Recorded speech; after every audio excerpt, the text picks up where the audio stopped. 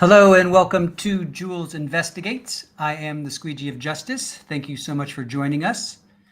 Let me just do a quick audio check, make sure my audio is working. All right, seems okay on my end. Just let me know if it's okay on your end, guys. Good audio? Awesome, thank you, thank you. So for those that have been with us on past broadcasts, this is a side broadcast of Trial TV Live. And for those that are new to this, this is a side broadcast of Trial TV Live. And this is Jules Investigates, in which our really good friend of the channel, Jules, who is a court watcher, she uncovers all kinds of, trial-related, court-related events and documents such as that. She's been on before talking about the Maya Kowalski, unfortunately now developing saga between the lawyers that represented Maya, Greg and Nick. So without further ado, I will bring up Jules. Are you ready, Jules? Okay. Hello, hello, my friend. How are you? Fine, thank you. How are you, Chris? Hey, I'm doing great. You look fantastic today. What's new? What's shaking? I did my roots all because of you. Oh, well, thank you. They look fantastic. You look great. Thank you. Thank you. Thank you. In the midst of all chaos that's going on, I know, right?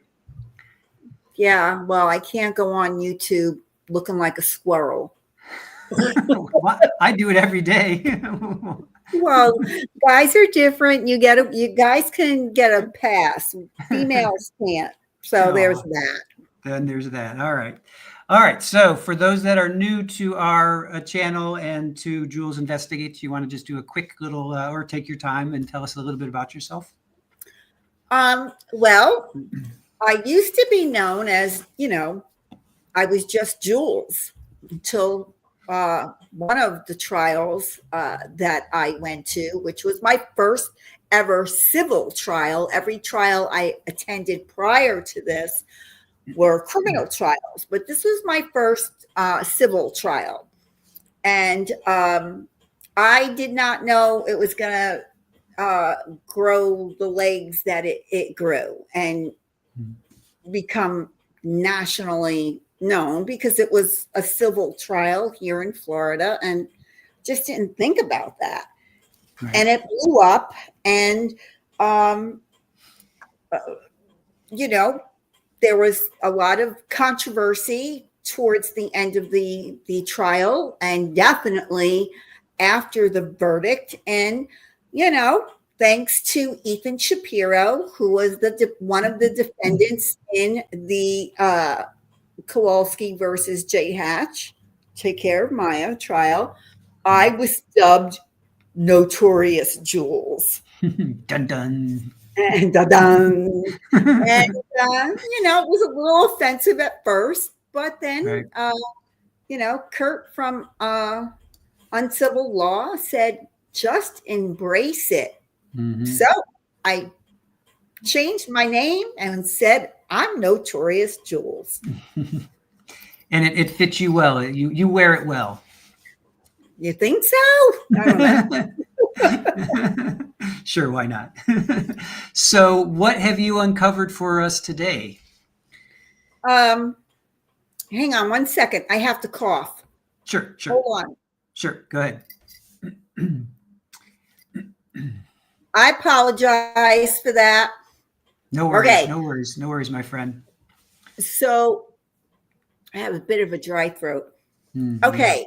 Actually, I've uncovered a number of things. And now, we did a show in regards to Dr. Goodhair, mm-hmm.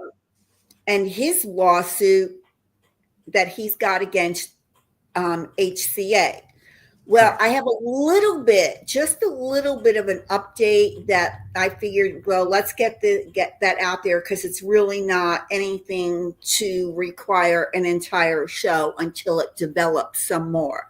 Okay. But the update is HCA mm-hmm. did file finally their response to Dr. Corcoran's lawsuit. Okay.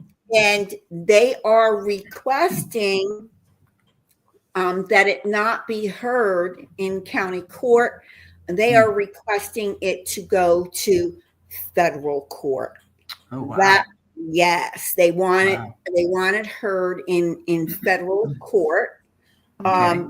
I'm not a lawyer, so this is purely speculation on my part. I have not spoken with anyone yet in regards to this, but I think, I don't know how well this is going to work for Dr. Joe. Federal court is a lot more stringent.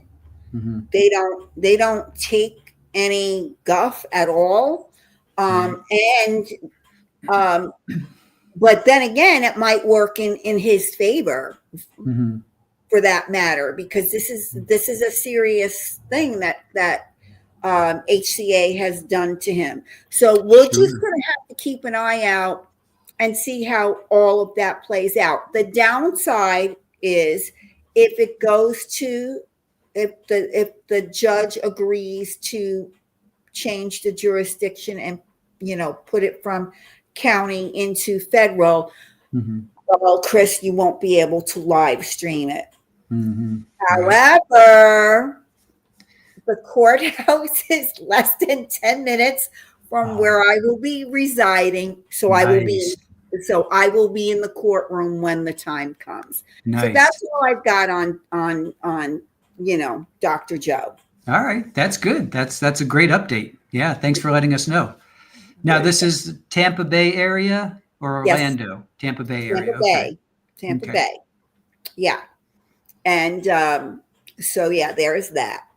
Then moving on. Oh, my goodness. Yeah. What happened?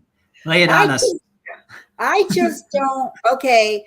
Just to remind everyone,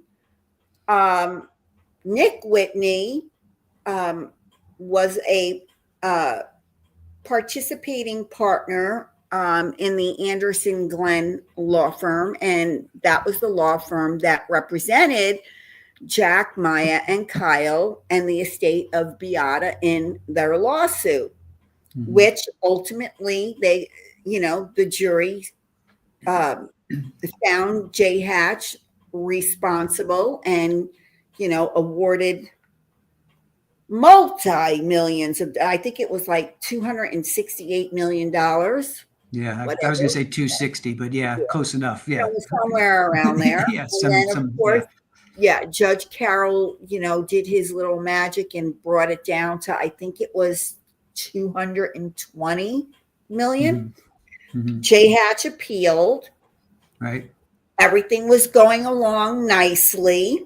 And then in July, Nick Whitney filed a motion in the court.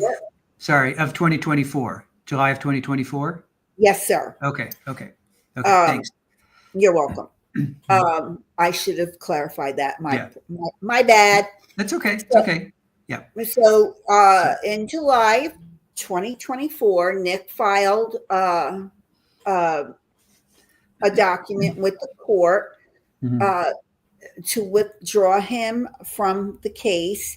And in his document, he said that he was no longer a member of the Anderson Glenn team. And he put in there, quite frankly, that he was fired by the Andersons. And he got pretty he went pretty extensively on the reason why, and he put in there, and again, I don't have the document, the original document at hand from July, but that he questioned something about some type of paperwork that Greg Anderson was supposed to fill out. It had to do with loan money or what have you. But the bottom line is that they got testy with each other. They parted ways. Yep. And then everything went quiet. And I didn't say anything at the time. I figured I'm hoping that this is just going to go away because both of them are great lawyers. And but it apparently it did not, because then in November documents were filed, and in the meantime we have and in the middle of all of this, the appellate court, because Jay Hatch is appealing. Okay, so while all of this nonsense is going on, the appeal court set the date, which is February. It's either the 11th or the 12th of next month, for both sides to argue their briefs, which I will be in the courtroom for that. Okay. In any case, then in November, lo and behold, another document is filed, and the Kowalskis, for all intents and purposes, fired Anderson and Glenn law firm, and their new attorney is Nick Whitney. Yeah. And Nick is the Childers. Right. So that happened. Well, I knew that this was not going to sit well with the Anderson law Greg. firm. Yeah, no way. Yeah. Yeah. It's personal now. It's like it got personal real quick, but yeah. It did. Yeah. I mean, it really, really did. So on January 7th, Greg Anderson filed a 73-page document, and it is mind-blowing. Now, guys, I have to wear 2 pairs of glasses when I read this because I can't see, so don't make fun of me, because Frankie chewed my readers. Yes. I can't see, and I haven't been able to get to the eye doctor. So you guys are just going to have to bear with me. But I'm not going to read all 73 pages because there's a lot of repetition in here. I do not know who wrote this up for him, because there's just too much repetition, and there are pages that repeat it, that it's repeated what it said earlier in the document. I mean, they really could have cut this document down. So I'm going to go for the abridged version. And I know you've got it up on your screen, and I do. Yeah. So now, before we begin, Lily Wayne says, what's the reason they gave for firing Greg? And real high level, Aaron had just pulled that document up. I'm sorry, for firing Greg. Okay, the reason they gave for firing Greg was that Nick had uncovered that Greg was not divulging all financials, I guess. That's kind of the high level. Correct? That's pretty much the gist of it. When Nick first was fired in July, the Kowalskis filed an affidavit saying that, even after everything that Nick put in the document that he filed with Judge Carroll, the Kowalskis did an affidavit stating that this is July now, 2024, that they were happy and was going to continue to stay with Anderson. Right. That's July. Fast forward to November of 2024. That's when the Kowalskis, in essence, fired Anderson and went to Childers, and Nick Whitney now has the case. Okay. And that's basically it. But now you fast forward to January 7th, and it just got it got crazy. Right. And, Okay. and I'm telling you, I am very much annoyed.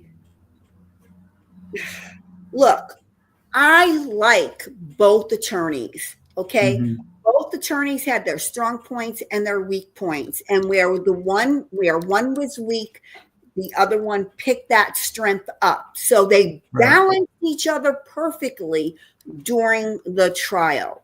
Mhm. So I was incredibly torn apart when Mhm. this happened, and my heart breaks for the family. Yeah. But what Greg did in this 73 document, Mhm. 73-page document, some of it is reprehensible. I have to say, this is my opinion. Mhm. I read it over twice, and I waited like a few days before I read it through a second time to make sure I wasn't just having a knee gut reaction Right. but no. Right. The views expressed on this show are not necessarily those of the channel.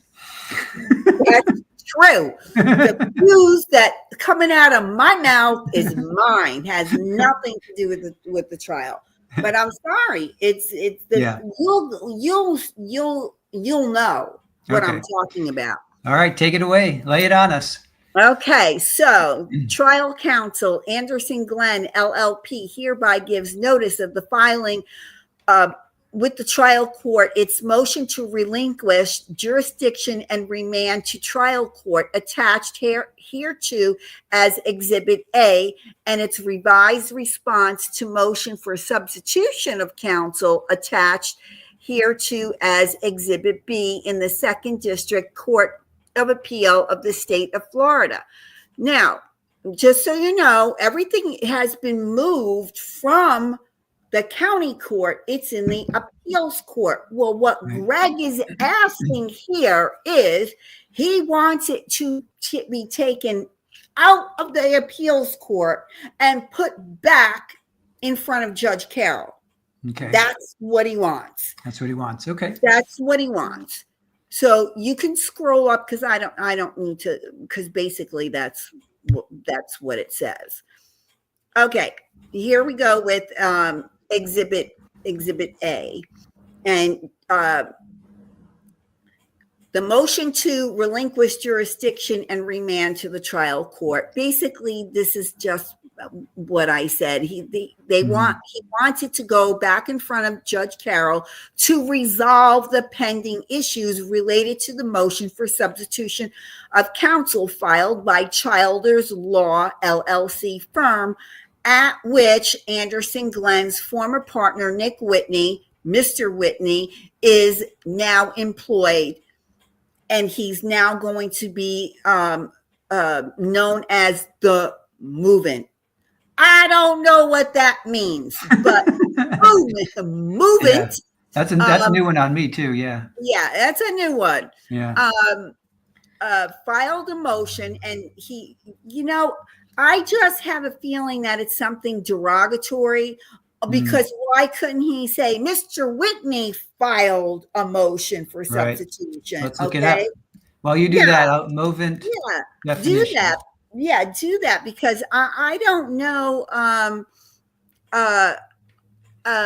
what that is. But in any case, substitution of counsel on December 20th, while this appeal is pending and less than 3 months before oral arguments, the motion creates issues of facts and potential violations of the rules regulating the Florida bar, including conflicts of interest issues.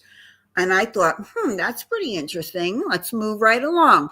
Current counsel asked this honorable court to relinquish limited jurisdiction and temporarily remand this matter, and only this matter, to the trial court, since the same issues were brought up before Judge Carroll. Okay. It's whatever. This is dumb. This part here is very dumb. Sorry, Mr. Anderson, if you're watching, but it's dumb. On July 29, 2024, Mr. Whitney loudly withdrew from this case, claiming erroneously that he had been terminated. This was untrue. He quit. See Exhibit A. Okay. Mr. Whitney's motion to withdraw as counsel attached hereto as Exhibit B also revealed information protected by the attorney-client privilege in the process. The filing prompted a response attached hereto as Exhibit C from the undersigned counsel with an attached affidavit by Jack Kowalski, which Maya Kowalski adopted. The affidavit explained that Mr. Whitney had no knowledge and was not supposed to be involved in the financial matters resulting from this case. See attached as Exhibit D. Mr. Kowalski's affidavit in pertinent part states, to that end, we have communicated virtually exclusively with Gregory and Jennifer Anderson on post-trial matters, the appeal, and the handling of our financial matters. Ultimately, the Honorable Judge Hunter entered an order which removed Mr. Whitney completely and utterly from any role in this case. The order attached here to as Exhibit E specifically instructed the clerk to remove attorney Nicholas Whitney as attorney for the following parties: Maya Kowalski individually, Jack Kowalski individually, Jack Kowalski as personal representative of the estate of Beata as related to dismissed minor plaintiff Kyle Kowalski, the orders, and he doesn't even put Kyle's name down, plaintiff KK. I mean, how disrespectful. I know you think I'm wrong, but that's how I feel. Well, is it because he was a minor? Maybe he's a minor. He didn't want to name him, I guess. He's named in every other court document. Oh, all right. Well, then. Okay, so that's why I'm taking issue with it. All right. And the order stated attorney Nicholas Whitney no longer represents the dismissed plaintiff. For nearly 5 months, the relationship between undersigned and the Kowalskis could not have been better. The relationship, and this is where I get annoyed, okay? The relationship included assisting the family at their request on multiple matters, including college applications for Maya, and her staying with undersigned sister and brother-in-law as she considered California schools, chiefly UCLA. Full stop right there. Yeah, okay? What's up with that? Yeah. Okay. Number one, Maya, who is 19 years old, she is so intelligent. Between me, you, and Erin, Chris, that girl has more brains than the three of us put together. Okay. Yeah. I'm not, it's not an exaggeration. She's got an outstanding IQ.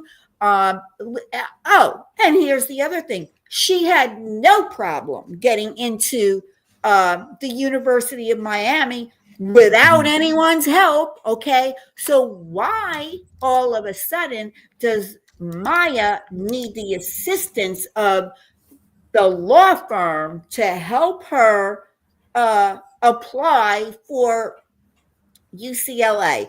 I don't get it. But what's even worse is why did he have to put Maya's location in this document? Okay. If anybody's violating anything here, he's violating Maya's privacy.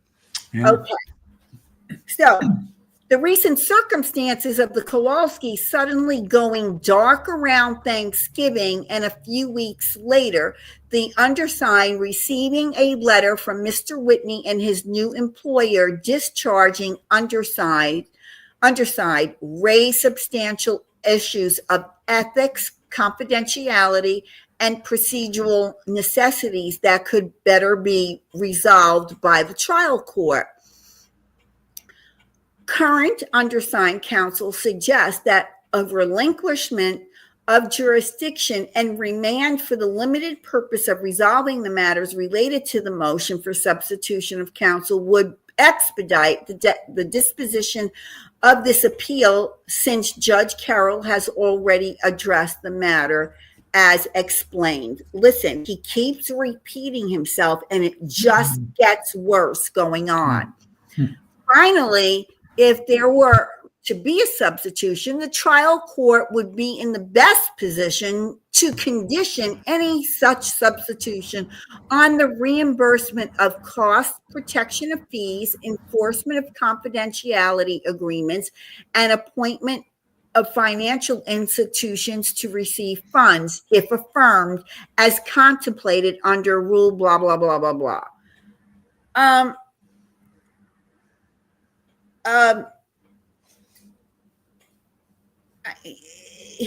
The fees and all of that he's intimating, it doesn't matter who. I'm not a lawyer, but to my understanding, it's not going to matter, because even though Nick Whitney is taking over the case and it goes to the appeals court, and if they win, the Kowalskis, that is, okay, the Anderson firm is still going to get any money they paid out for experts, any money that they paid out for their extra clerks, the money that they had to pay out when they had to rent a house here at the courthouse because, they live freaking 4 hours away. Right. All of that, plus their, I'm going to call it commission for lack of a better term, they're still going to get all of that. And Nick Whitney and his law firm that he works for now will get a portion of it from taking over the case from November forward. Anything prior to November, the Anderson Glenn firm is entitled to. So I think it's sour grapes here. It's just sour grapes. Wherefore, the reasons stated herein, undersigned counsel respectfully request this honorable court enter an order remanding this matter to the Circuit Court of the 12th Judicial Circuit and to Judge Carroll's division for the purpose of allowing the trial court to resolve the pending issues related to the motion for substitution. And so that was... again, I don't know who wrote this up. Now, this I probably am not going to be able to read. I'm going to have to pull it up on mine because I can make it bigger. Here's the thing. While I'm pulling it up, I do have it right here.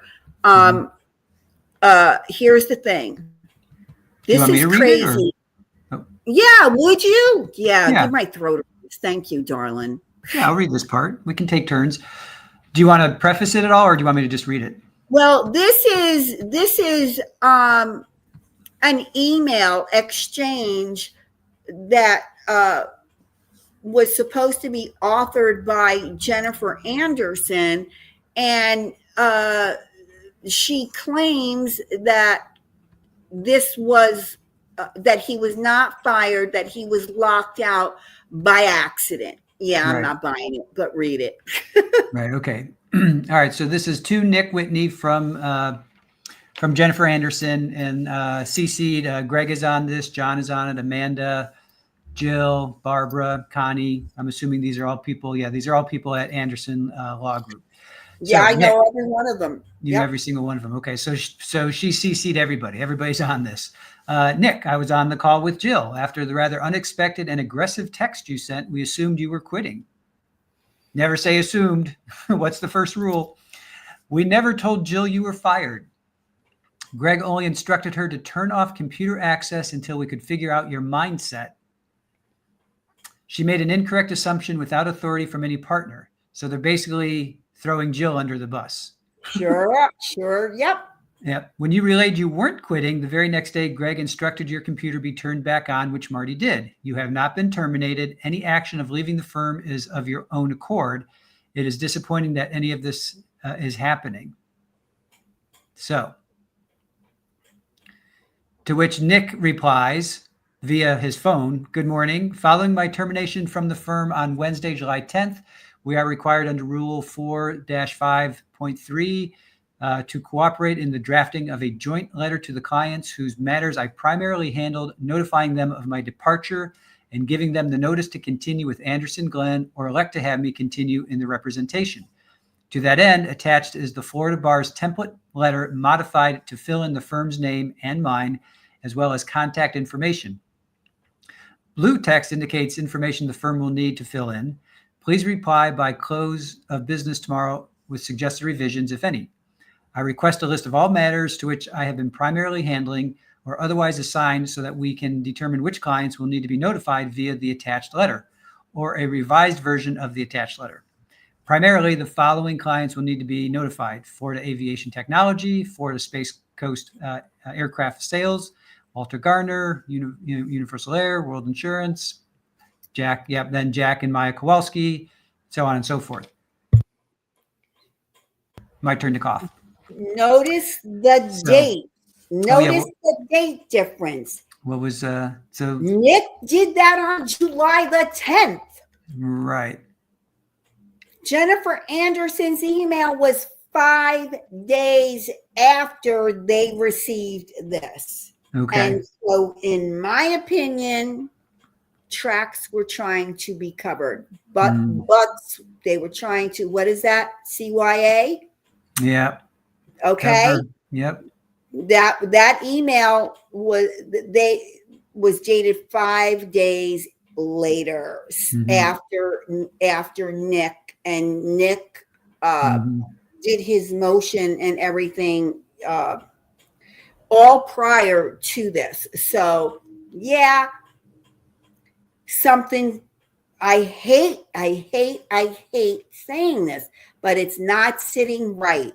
It just is not sitting right. And you see the date, July 15th. July 15th. Nick wrote in his email, let's see, July 15th at 5:28 a.m. Nick wrote. No. That was Jennifer. I'm sorry, Jennifer wrote that. Okay, so that's at 7:15. I'm sorry, July 15th at 9:43. And then Aaron, if you could just scroll. Yeah. Sent from my phone. Okay, then, July, okay. Following my termination on July 10th. Yeah, so there's your 5 days. Yeah. Huh. Yeah. So, and what Nick requested in there, that is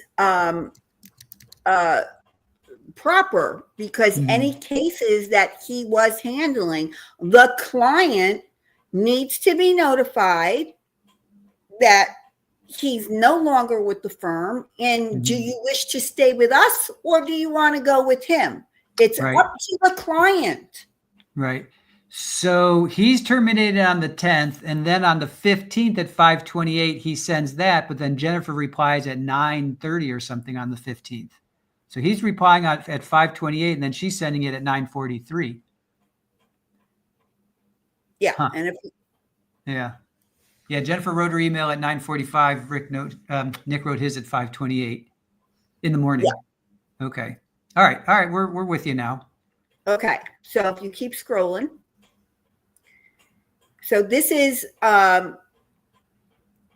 basically, just Aaron, if you could go ahead and, stop right there. It says here, the undersigned moves to withdraw based upon good cause. July the 9th of 2024, I raised concerns. Now this is Nick, okay? This is Nick.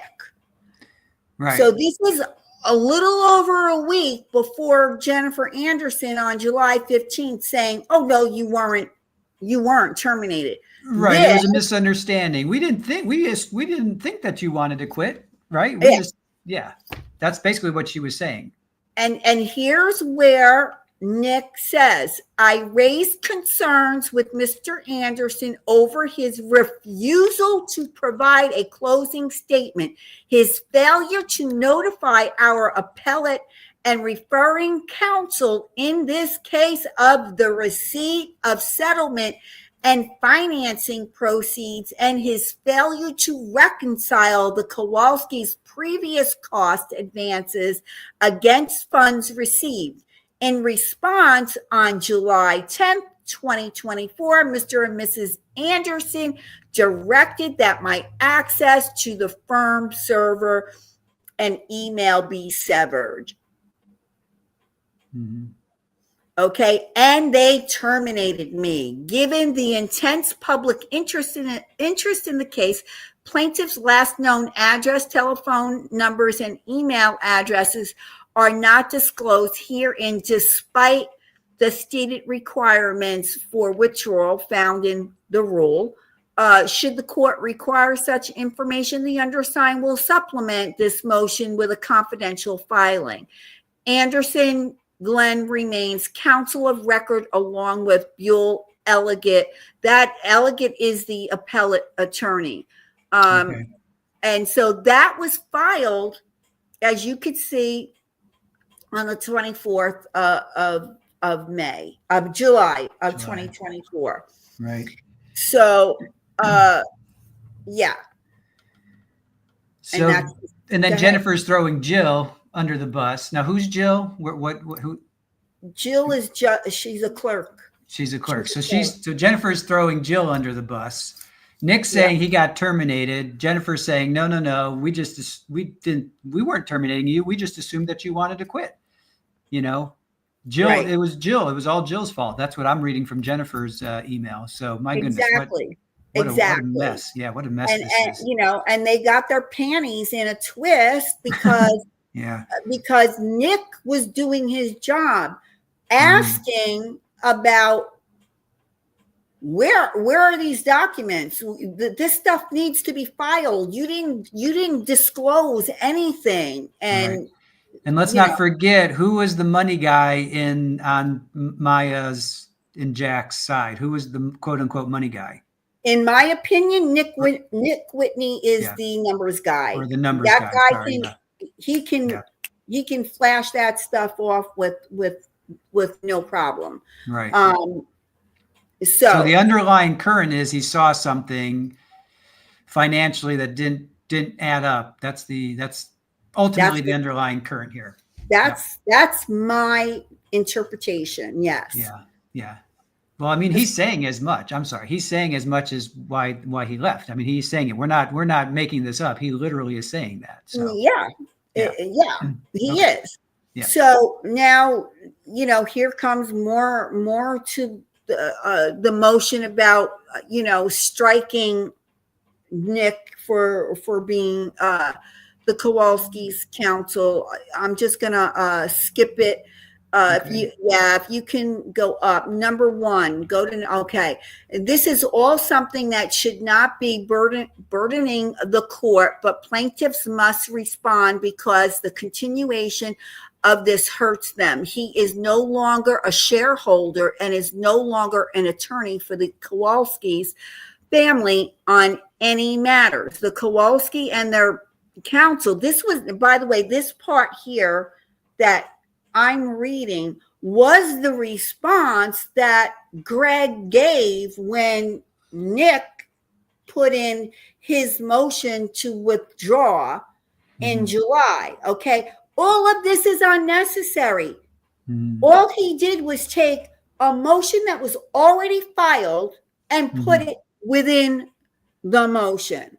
Right. So, which is a waste of paper and the court's time because everybody, not just Judge Carroll, but the appellate panel has to read this garbage as well. So, and here it is. He's like, there was no need for this airing our dirty laundry in what should have been a simple consent pleading. It was a waste of resources, blah, blah, blah. Go to number 2, please, Aaron.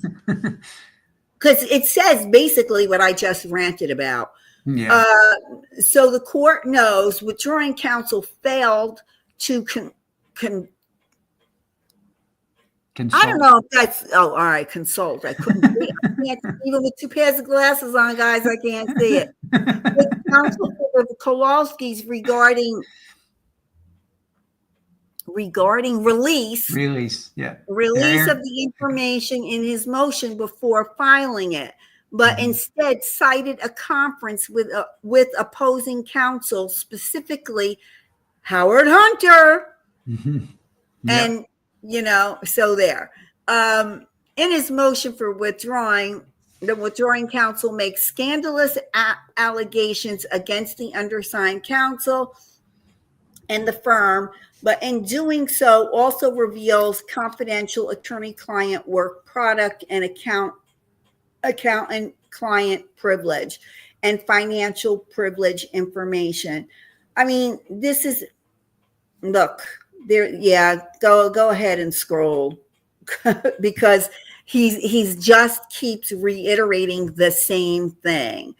And here, suffice it to say that the withdrawing counsel revealed the existence and extent of certain financial matters the client wanted the firm, including withdrawing counsel, not to reveal or make public, given the aggressiveness of opposing counsel at times. 5 depositions, blah, blah, blah. And all of that. Okay. This part here, I can kind of see where Greg Anderson is coming from, because that did alert Jay Hatch that there was a problem here. And by putting all of this out, it possibly gives them some sort of, I don't know this for a fact, but it could maybe or maybe not give Jay Hatch some ammunition to work with against the family. I certainly hope that that's not true. Personally, I think Mr. Anderson is just blowing off some steam here. Because I think all of this was unnecessary. He says what Nick put in his was unnecessary, but what you did, Mr. Anderson, is also unnecessary. Aaron, if you could scroll to the next one, please. I want to get to the this was all done in July. So if you can, Okay, Exhibit A. Go ahead. This is the affidavit, okay, that was done for Greg. And it says, before me, the undersigned authority personally appeared, Jack Kowalski, who, after having first been duly sworn, does hereby depose and say that I make the following affidavit based upon upon personal facts. I am of the age of majority, blah, blah, blah. I am one of the plaintiffs, referenced along with my daughter, Maya. I consulted with Mr. Anderson, and although I am not waiving any attorney-client privilege and stating in generalities, I directed him to keep the matter confidential as possible. We know the court is aware of how contentious and this litigation has been. This has caused tremendous stress and strain on our family. The 9-week trial and aftermath, including attacks on Mr. Anderson personally, the statements, made about us by the defense counsel, and thank you, and statements made in the media have added to the stress we have endured over the past 7 years because of the litigation and a 9-week trial. I'm not going to read this part because Jack wanted it. I mean, if you guys want to go and pull up the document yourself and read it, you're more than welcome to. But I know that Jack wanted to keep this as a private matter, so I'm not going to read that part there. But he said that he was involved, in all of the aspects, and Maya and I have received, and executed closing statements, which had attached statements of outstanding costs, paid court costs, bank statements showing all disbursements. Mr. Whitney is not authorized to make any further statements about these matters to anyone, especially J. Hatch lawyers. So that was the affidavit that he was alluding to. Now, again, this is me speaking. I do not know any of this, as a fact, but I think that Jack and the kids only did what was told of them.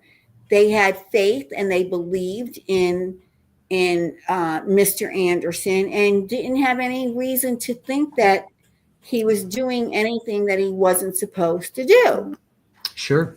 And which would be reasonable. I mean, he was their attorney of record. Right. Yeah.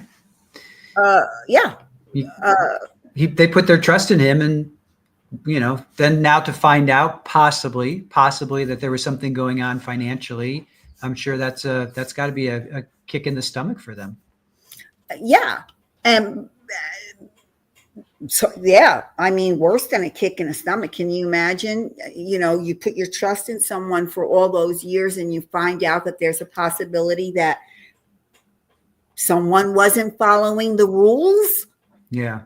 Allegedly. Yep. Allegedly. Yes. Yeah. So, and so you can go ahead and scroll up. I want to get to the juicy part. Now, what's the juicy part? These are all the exhibits. So the exhibits are not juicy, or they are? Scroll, please. Doom scroll. All right, stop. Go back down. Go back. Poor Aaron. Thank you, Aaron. Poor Aaron. I love you, Aaron. Okay. All right. Poor Aaron. Right here. Although purported new counsel's motion specifically represents that the undersigned were contacted by the movement. By the way, did you look that up? I did, and I posted it.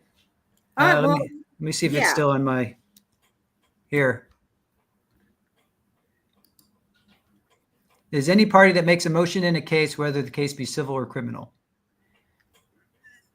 Okay, so he doesn't want to address him by name. All right, whatever. Before filing the motion to discuss it prior to filing, the undersigned counsel has never spoken to either Mr. Childers or Mr. Whitney about the motion, nor received any emails or texts other than a one-page directive. True, 5 months ago, Mr. Whitney emailed claiming termination and made attempts to take clients. I'm not buying that for a moment. But any issues regarding the representation of the Kowalskis were resolved by the order dated July 30th from the trial court. What he's referring to is that Judge Carroll said it was okay for Nick to be withdrawn from the firm. But as of this second attempt to gain control, there has been no attempt to meet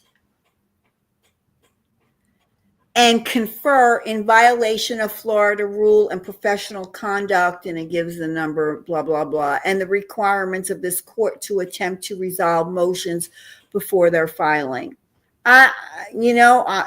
I wasn't aware that there's a rule, but apparently there is a rule. And, I find it hard to believe that this rule was violated, but I don't know.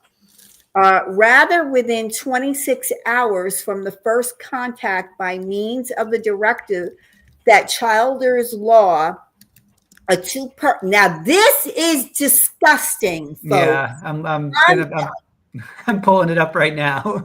Yeah. Okay. This is so bad. This makes me so angry.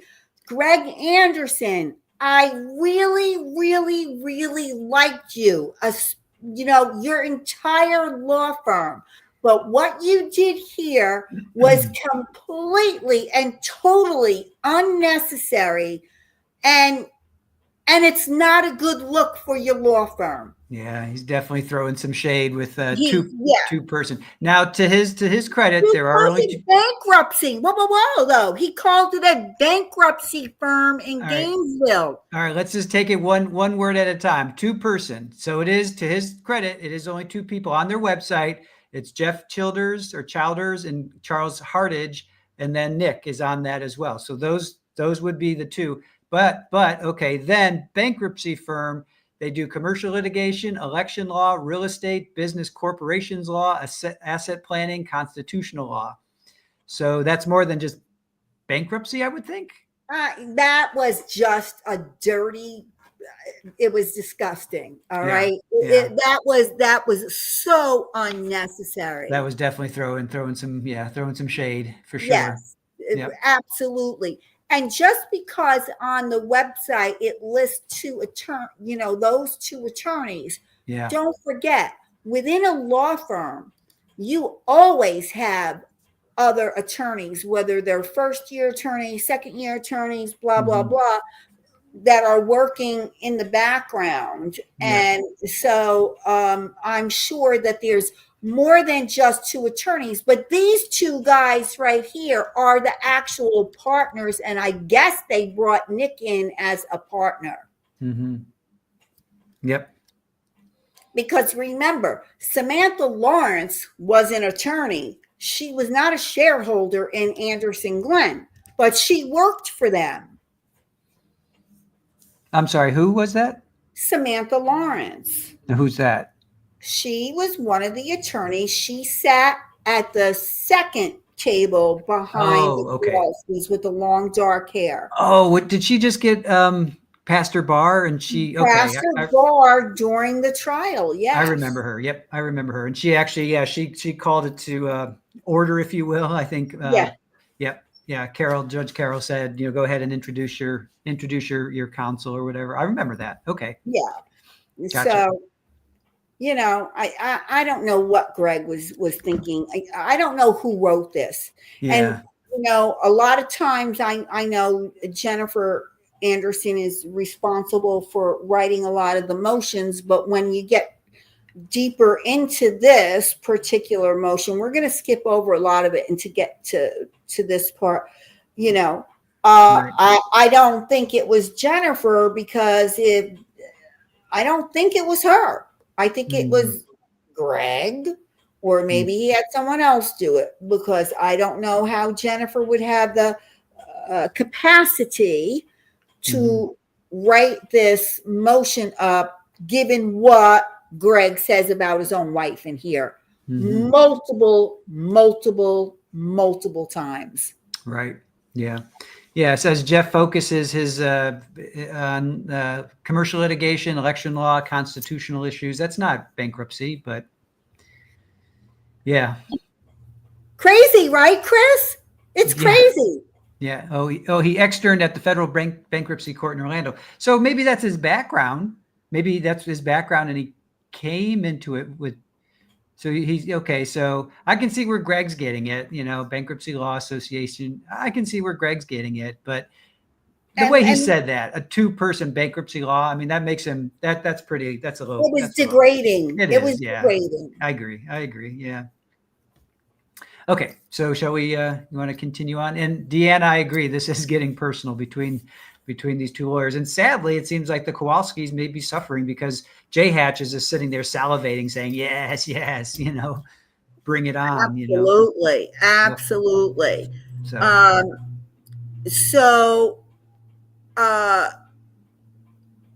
Number 5. Number 5, for these reasons, the motion should be stricken and or denied with instructions for the allegedly new counsel to follow the rules of professional conduct and rules of appellate procedure. You want to talk about professionalism? Okay, let's go there.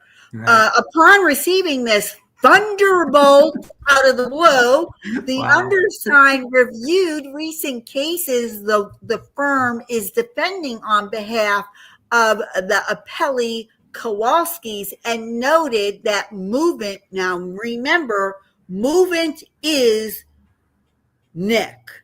All right. Yep. Because he won't address him by name. He just can't bring himself to address him by name. Right. Has a direct conflict of interest under Florida rule of professional conduct, blah, blah, blah. And here too is Exhibit A. And I'm really surprised that Greg put this out there, but he did. Is a complaint filed in the 6th Judicial Circuit for Pasco County on November 6, 2024. Movement, meaning Nick, have entered an appearance on behalf of Trilogy. And, sorry, but if you're going to put the thing in there, use their entire name of their business, and it's Trilogy Trial Consultants, okay? Yeah, like who's Trilogy? Okay, exactly. Right. Yeah. But it's Trilogy Trial Consultants. Okay. And anybody remembers, it was Dan, the guy who sat at the second table all the way to the left with the laptop, and he had the little the alien bear thing, or whatever, the alien. Yeah, I remember. Okay. Yep. And Dan is Trilogy Trial Consultants that Anderson Glenn law firm hired specifically for the trial. Right. Okay. So, supported company that edited and showed depots at the underlying trial and ultimately charged the Kowalskis more than $200,000. The undersigned objected to the charges as an agent and representative of the Kowalskis, as the bill is outrageous. I am not taking Trilogy's side here, but they didn't just show depositions. Dan did a lot of work behind the scenes and having to make sure everything was done, with each witness on the plaintiff side that was coming up to make sure all the documents, everything was ready to go. There was a lot more than just showing depositions, as far as I'm concerned. Was it worth $200,000? I don't know. I know that there was a lot of prep work for many weeks prior to trial. Then you had 9 weeks of trial. And also, Dan was also at the house there in Sarasota that was rented. He also was away from his family. So, I mean, there's a lot of stuff involved here. And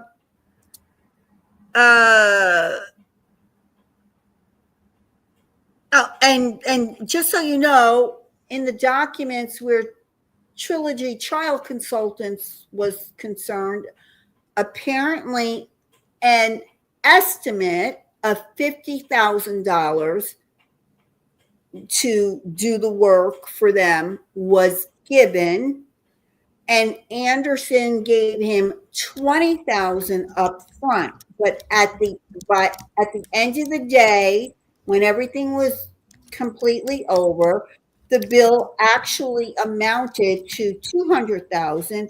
However, they never saw another penny over and above the $20,000. So Trilogy Trial Consultants is suing Anderson Glenn law firm. Oh, geez. Okay. Yeah. It's so tangled. It is so tangled. It is very, very tangled. So, and it turns out that the lawyers for Trilogy Trial Consultants is Childers Law Firm. So, according to Greg Anderson, this is a conflict of interest for Nick. So, it's saying that Nick cannot sue its own alleged client, whether directly or through the client's longstanding agent. Further, the undersigned has some suspicions. This is going to blow your mind, folks. Aaron, can you scroll up a little bit, please? Thank you.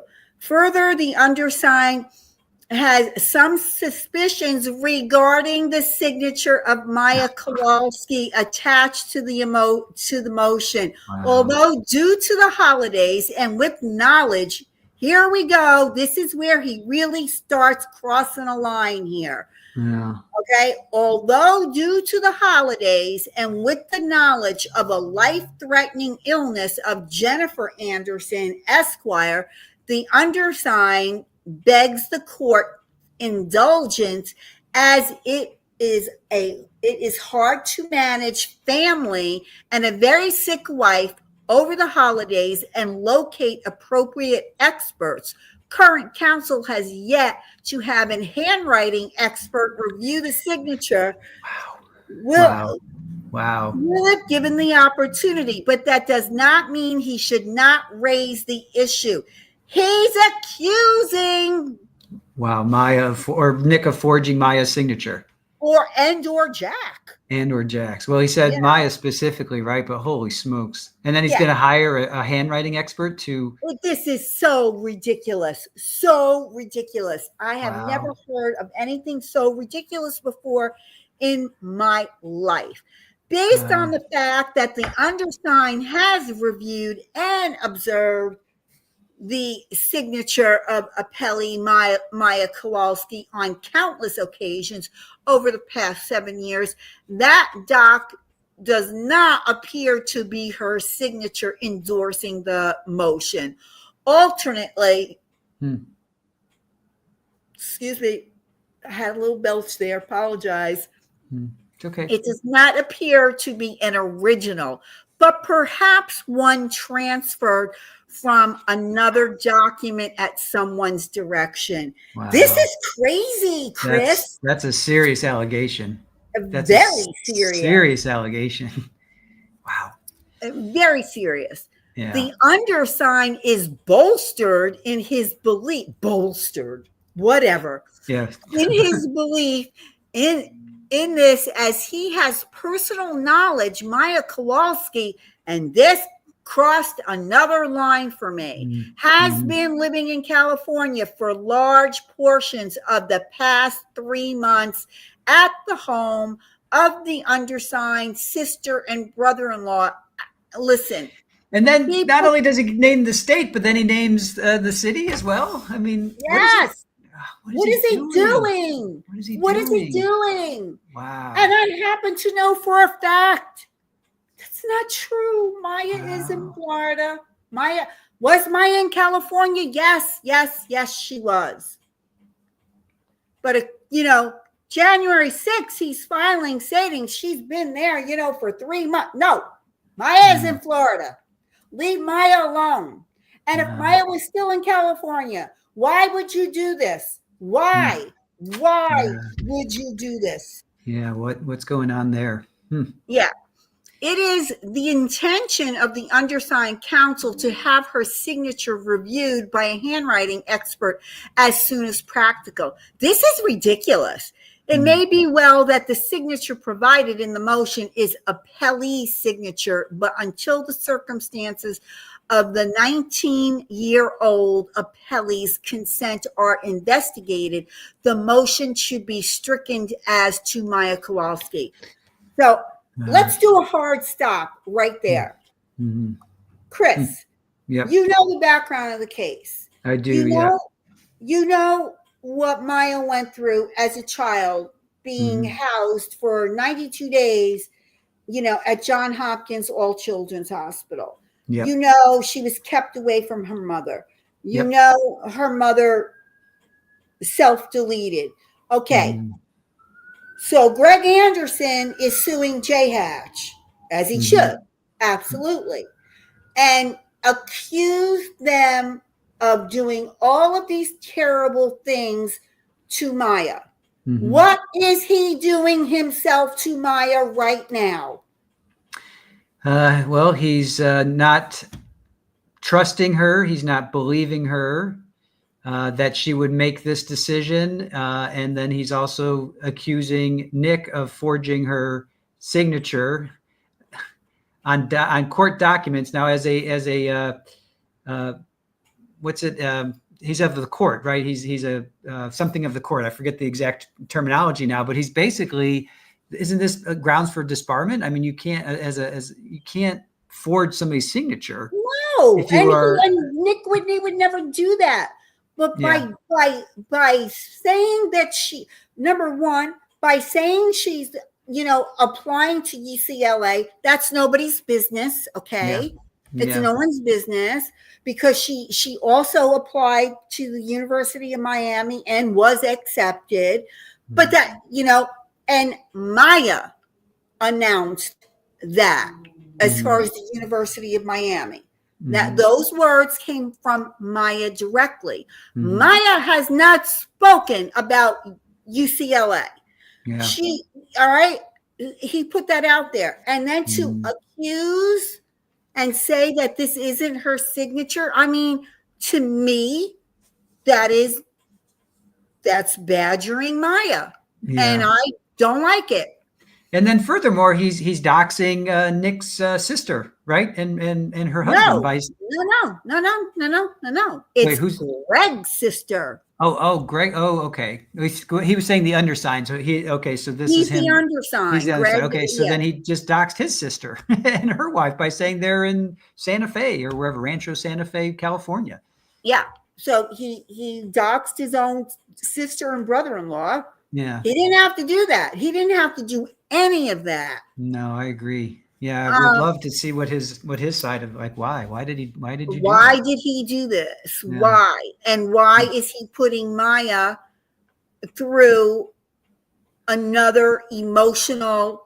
I swear to God, if I find out that she gets an outbreak of CRPS and the lesions and all because of the stress of this, I will be so angry. I will be so angry. Yeah. So these issues should be placed in the context of the trial court's prior resolution of this issue. See motion to relinquish. And he goes on again. And this is like absolutely ridiculous. Yeah. Now there's a few people in the chat, Nanny Goat and Widespread Panic, basically just ask Maya. This could be resolved in 2 seconds. Maya, did you sign this? I mean, it's as simple as that. Why? Right. Well, why go through all of this? Just ask Maya. Yeah. But here's the thing. He can't just, you'll see. He there's says more. There's more. There's more. All right. And it's unnecessary. He accused Nick of saying things that were unnecessary in Nick's motion when Nick filed the motion to withdraw as counsel. Greg is so far worse. This is just going to get worse. All right. Okay. Let's continue on. Yeah. Okay. Undersigned counsel for the Kowalskis has represented the family since May of 2017, with the first spoliation, blah, blah, blah, letter went out, culminary, meaning they apparently, they did the Netflix documentary in the fall of 2023 and blah, blah, blah. Undersigned counsel for the Kowalskis filed suit in 2018. Over the course of 7 years it took to get the case to trial, including a writ of, I don't know what that word is, of the court in 2022. The undersigned counsel and firm worked tirelessly in the hopes of obtaining a favorable verdict for the Kowalski family, which included litigating over 3,800 and counting docket entries. That's true. Okay, there's no exaggeration there. That is true. Yeah. The combined docket approaches 4,000 entries. You're wrong there. It's over 4,000, Mr. Anderson. But in any case, not approaching 4,000. It's over 4,000. After incredible financial constraints of supporting the millions of dollars of cost and deficit spending of the firm, the Andersons sold their home in the intercoastal waterway to downsize their cost of living and accommodate the multiple lines of credit necessary to keep the case going and the firm of Anderson Glenn alive. that is true. Okay. That is true. They Yeah. did sell their home. Yeah, I think that's common knowledge. Yeah. Yeah. Was it necessary to put that in there? To say that. I don't. Do you think it was necessary? What does that prove? That he's now under financial hardship, or that they went through what they went through? Do we really need to know that? Does that advance the story or the motion or whatever? No, it just makes it more salacious, in my opinion. Yeah, I agree. Like, do we really need to know that here and now? Yeah. Mr. Whitney was a former partner of the undersigned firm. Mr. Whitney had nothing to do with bringing the Kowalski matter into Anderson Glen, as he was not even employed at the time. That's true. That's true. Nick had come in 5 years prior to it going to trial. Okay. So that's true. But again, what difference does it make? And saying he was a second-year associate. Okay. So what? Yeah, so you what? Still entrusted him to be your second chair. Right. Okay. He had no direct responsibility for any aspect of the case. That's a lie. Yeah, he had a huge involvement from what I remember. Huge involvement. Yeah. Any involvement by Mr. Whitney was carefully supervised prior to the case. Oh my God, let's pat ourselves on the back, Mr. Anderson. Mr. Whitney had one case where he was first chair jury trial, carefully selected for him because it was a rear end stipulated liability whiplash case, which the undersigned believed to be unlosable. Mr. Whitney lost. Wow. What the hell? He is really throwing him some shade. My goodness, Greg. Wow. I mean, a lot of shade. A lot. This is all unnecessary. Wow. Totally and completely unnecessary. And shame on Anderson Glen Law Firm for doing this. Right.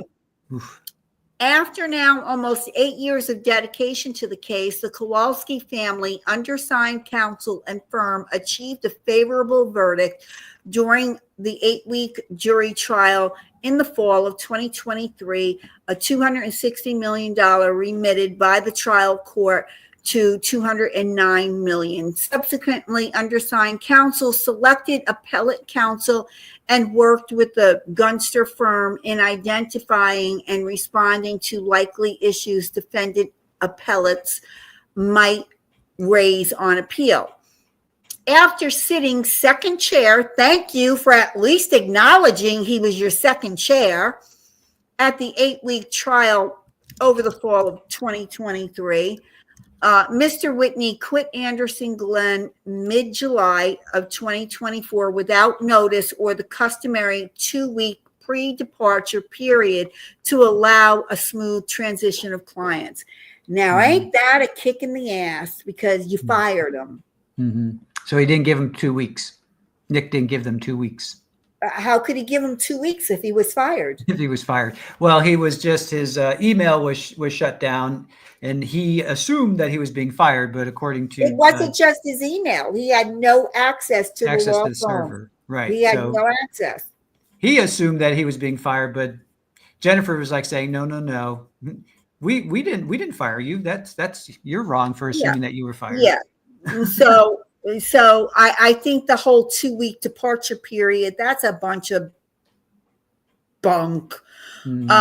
Undeterred, Mr. Whitney proceeded to file a noisy withdrawal. I know his words are great. Thunderbolt, noisy. Yeah. A noisy withdrawal of the trial court in his first attempt at a client grab. Wow. Yeah. Since he was never individually counseled to the client, his withdrawal was not only necessary, but in it, he revealed privileged and confidential information. In response, Jack Kowalski filed a detailed affidavit making clear he was staying with Anderson Glen. The trial court made a quick work of Mr. Whitney's attempt ordering he be removed from any representation, see the exhibits. And yes, we've already read Jack's affidavit, but let me just forewarn you, it doesn't stop Mr. Anderson to keep putting the affidavit in here and taking up more paperwork and time. The reply brief on the merits of this appeal was filed on September 27th, 2024, including the briefing process.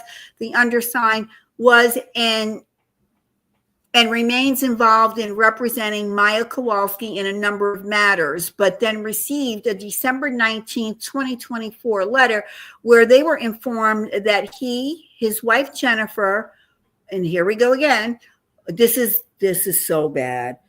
He, his wife Jennifer, who had been a second mother to Maya and the firm, were being replaced by Mr. Whitney and his bankruptcy firm in Gainesville. I mean, talk about. That's a big assumption on his part. I'm sure he feels that way, but to state it like that. Yeah, this is bad. This is such a bad look for Anderson Glenn. Such a bad look. Yeah.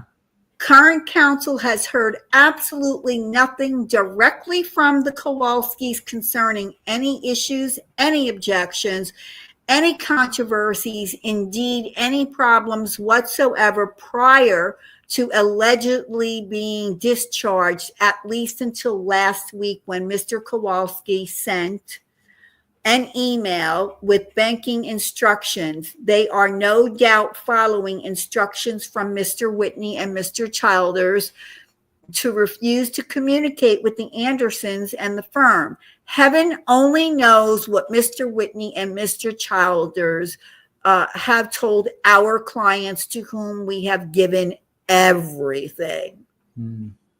Heaven only knows. There's so much emotion in this. Right? There's so much emotion in this. It's crazy. It's just full of emotion, you know? Yeah.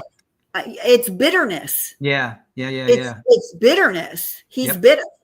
But again, it's like, that's what I'm saying. It's emotion. I would think that a lot of, these motions should be emotionless. He should take the emotion out of it. And he's throwing nothing but emotion into this. And that emotion would be bitterness. I agree. And I like what Ken Rosenberg said in the chat. Whether he's individual counsel to her doesn't really matter, and that likely be resolved against Anderson Glenn. Do you think Maya thought Mr. Whitney represented her? Of course she did, and yes.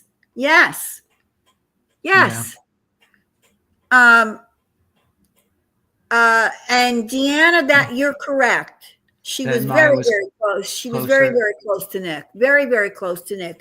Did you all not see the hug that her and Nick shared after the jury verdict? She was crying in Nick's arms. So whatever. I'm angry. And the reason why I'm angry, look, there may be some truth to this and there may not be, okay?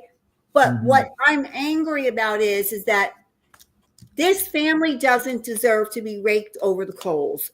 I know. Yet again, by their own previous counsel. Yeah. And that's what's happening in this document. Yep. He's raking, he's not only doing it to Nick, but he's doing it to the family. I don't like it. I don't like it. Yeah. The letter was received via email December 19th at 1:07 p.m. And the physical letter was not received in the mail until the morning of December 27th. Oh, really? Over a week later. Oh, well, that's why they call it snail mail, sir. The letter did not include the motion of substitution of counsel for current counsel's review, nor did it ask if current counsel had objections. I can't see how current counsel can object. You were fired. You can't object to being fired. See, that's the one question I have in all of this. It's like, how, if you're Jack or Maya or Kyle, how can you now look Greg in the face and say, yeah, no, you're right. I don't I want you back. I mean, you're forcing me to go with you, and I don't want to go with you. How can you force a client to go with you? I don't see it happening. Like, Again, I'm not a lawyer. Yeah. I am not a lawyer, but I don't see this happening. I just don't. I think it's in Nick's hands, and that's where it's going to stay for the duration. I mean, I would never want to be forced to stay with a lawyer unless I'm, Sarah Boone. If you're indigent, that's one thing. Yeah. But when you're paying somebody, it's like, dude, it's over with. I don't want you as my lawyer anymore. I want to go somewhere else. I mean, isn't that the right of the client? How can another lawyer force you to stay as a client? I don't understand that. I don't understand. Chris, if you would please, can you pull up Natty Goat's post? Sure. This one. It does seem that he allowed personal and professional boundaries to be muddied, and when the Kowalskis didn't show enough loyalty or gratitude, he is now butthurt. Yeah, I think that's spot on. That's how I feel. Thank you. Yeah, you can't. The Andersons don't own their clients, so how yeah. I mean, you can't force somebody to remain a client. What relationship is that? That's like, are you kidding me? That's not a relationship. That's like being held hostage. It is. And and not only that, by forcing them to remain with him, there's nothing in the world that's going to make them want to cooperate on anything. Exactly. Because there's a distrust there now. Talk about toxic relationship. My goodness. Yeah. It's insane. Yeah. Sours the relationship. I'll even pull that one up for sure. Yeah. Sours it for sure. Yeah, absolutely. Yes, we know what you meant. Yeah. Yeah. Okay. So he's like, current counsel received no phone calls, no emails, no texts, nothing explaining the basis of requesting a conference to discuss issues and amicably resolve them.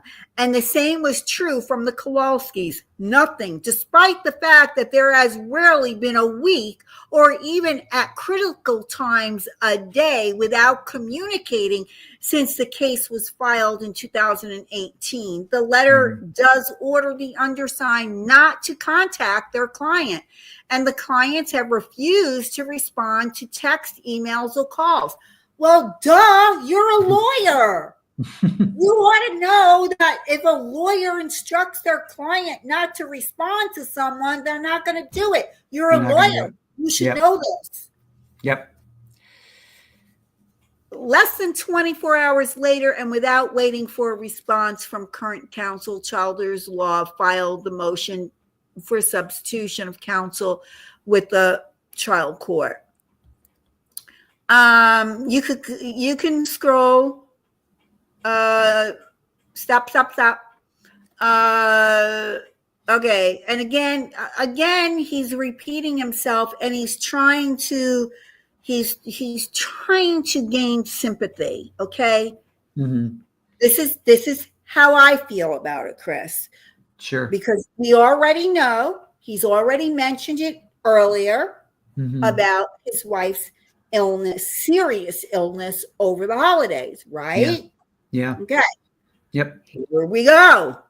As set forth above, undersigned counsel was given less than 26 hours from the receipt of a terse letter to the filing of the motion over Christmas vacation, with the knowledge that A, the Andersons were in Idaho visiting relatives for the holiday, and B, Mrs. Anderson was and is extremely ill. It should further be noted that at no point in the letter did new counsel even ask if undersigned had any objection. Rather, the letter curtly stated the undersigned was no longer counsel and was not inviting a response on the matter. While undersigned objects to the substitution counsel, the representation made in paragraph 4 makes it seem as though new counsel and undersigned counsel has spoken on the matter. They did not communicate at all. So now, remember, guys, this is the second time he's brought up Jennifer Anderson's illness.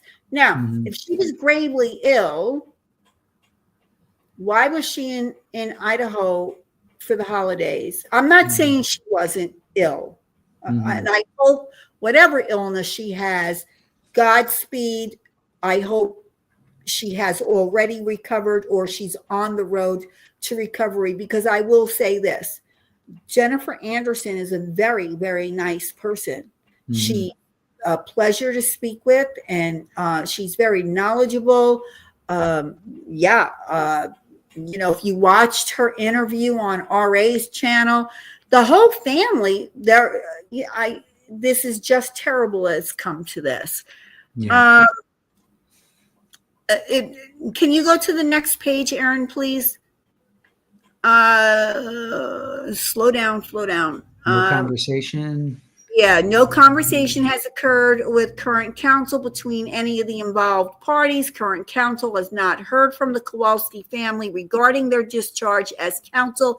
In the letter from Childers Law, current counsel was informed they were not permitted to communicate with the Kowalski family. As such, at this time, current counsel remains completely in the dark as to why and how the decision for substitution of counsel was made.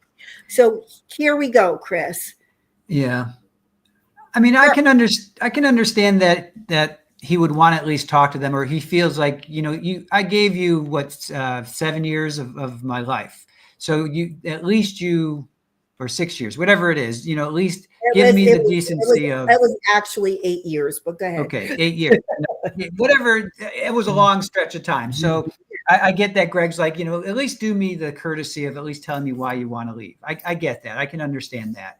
So I can understand his hurt feelings over that, And he won't let it go, though, because he's right there in that line. He's saying current counsel, meaning him, remains completely in the dark. That's why. You're not the current counsel. I don't know how to break it to you, but you're not. Yeah. It's a bad breakup. It's a bad breakup right now. That's what we're looking at. We're looking at a bad breakup. Absolutely. Yep.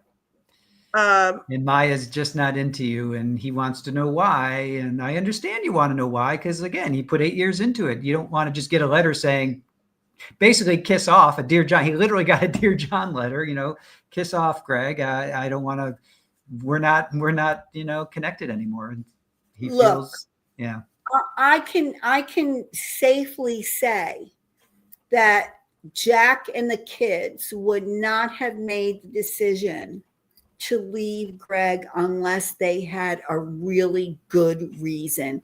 I don't know what that reason is. I'm not privy to it.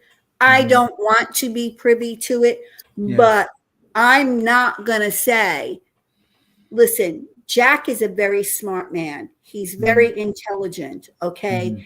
Nobody would be able to pull the wool over his eyes.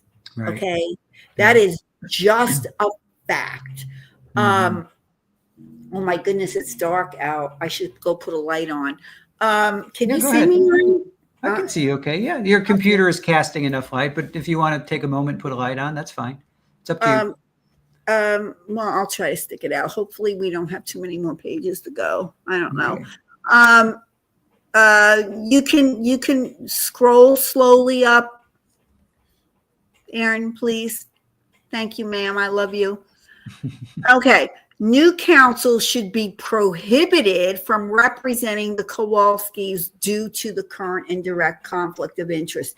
And again, I'm not going. See, now finally here, he gives the proper name, Trilogy Trial Consultants, where before it was just Trilogy. Right. But you can scroll. We already know that he's being sued by Trilogy, and we already know that Childers is representing them. So they're saying that, because Mr. Whitney is a material witness. Whatever. He knew about the amount. Yeah, he knew about the amount that they charged. Yeah, slow down. Oh, my girl. Her finger must be hurting. You're good. It's good. All right. Yeah, she's wonderful. I love her. So yes, he used the. I see Julie in the chat saying poached. Yeah, he did. He did say poached, but no. Okay. No. Okay.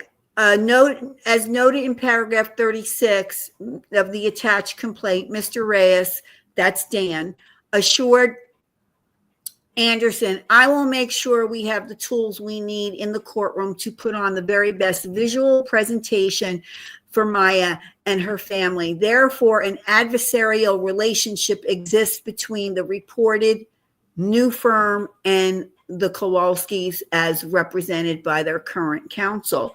And Dan did an outstanding job. But he continues to go on and say this is a conflict of interest, blah, blah, blah, blah, blah, blah, blah. Okay, you could scroll up slowly. Thank you, Aaron. I should buy her a bottle of wine. Go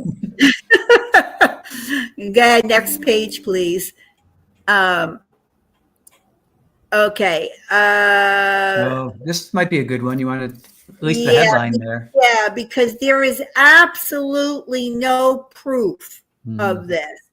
Contact with the Kowalski family made by Mr. Whitney was in violation of the rules regulating the Florida bar. There is no proof. He provided no proof, no proof whatsoever. Okay, in here.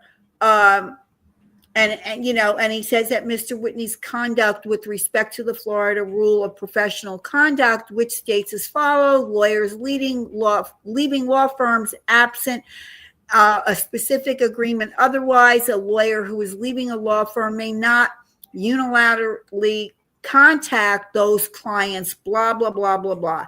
There is nothing attached to this as proof that Nick Whitney contacted the family. Right. None. It just appears to have contacted them. How does he know? How does Greg know that the Kowalskis didn't contact Nick? Exactly. How does he know that? Yeah. Exactly. Yeah. And that will come out in due time. And I am very, very confident. And I have not spoken to Jack. Let me make that abundantly clear. I haven't spoken to him in regards to this.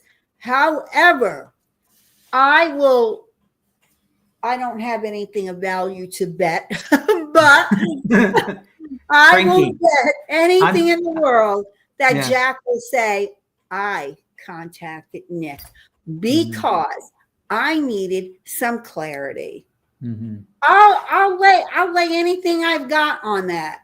I do not believe for a minute that Nick contacted Jack. Nick would not do something like that.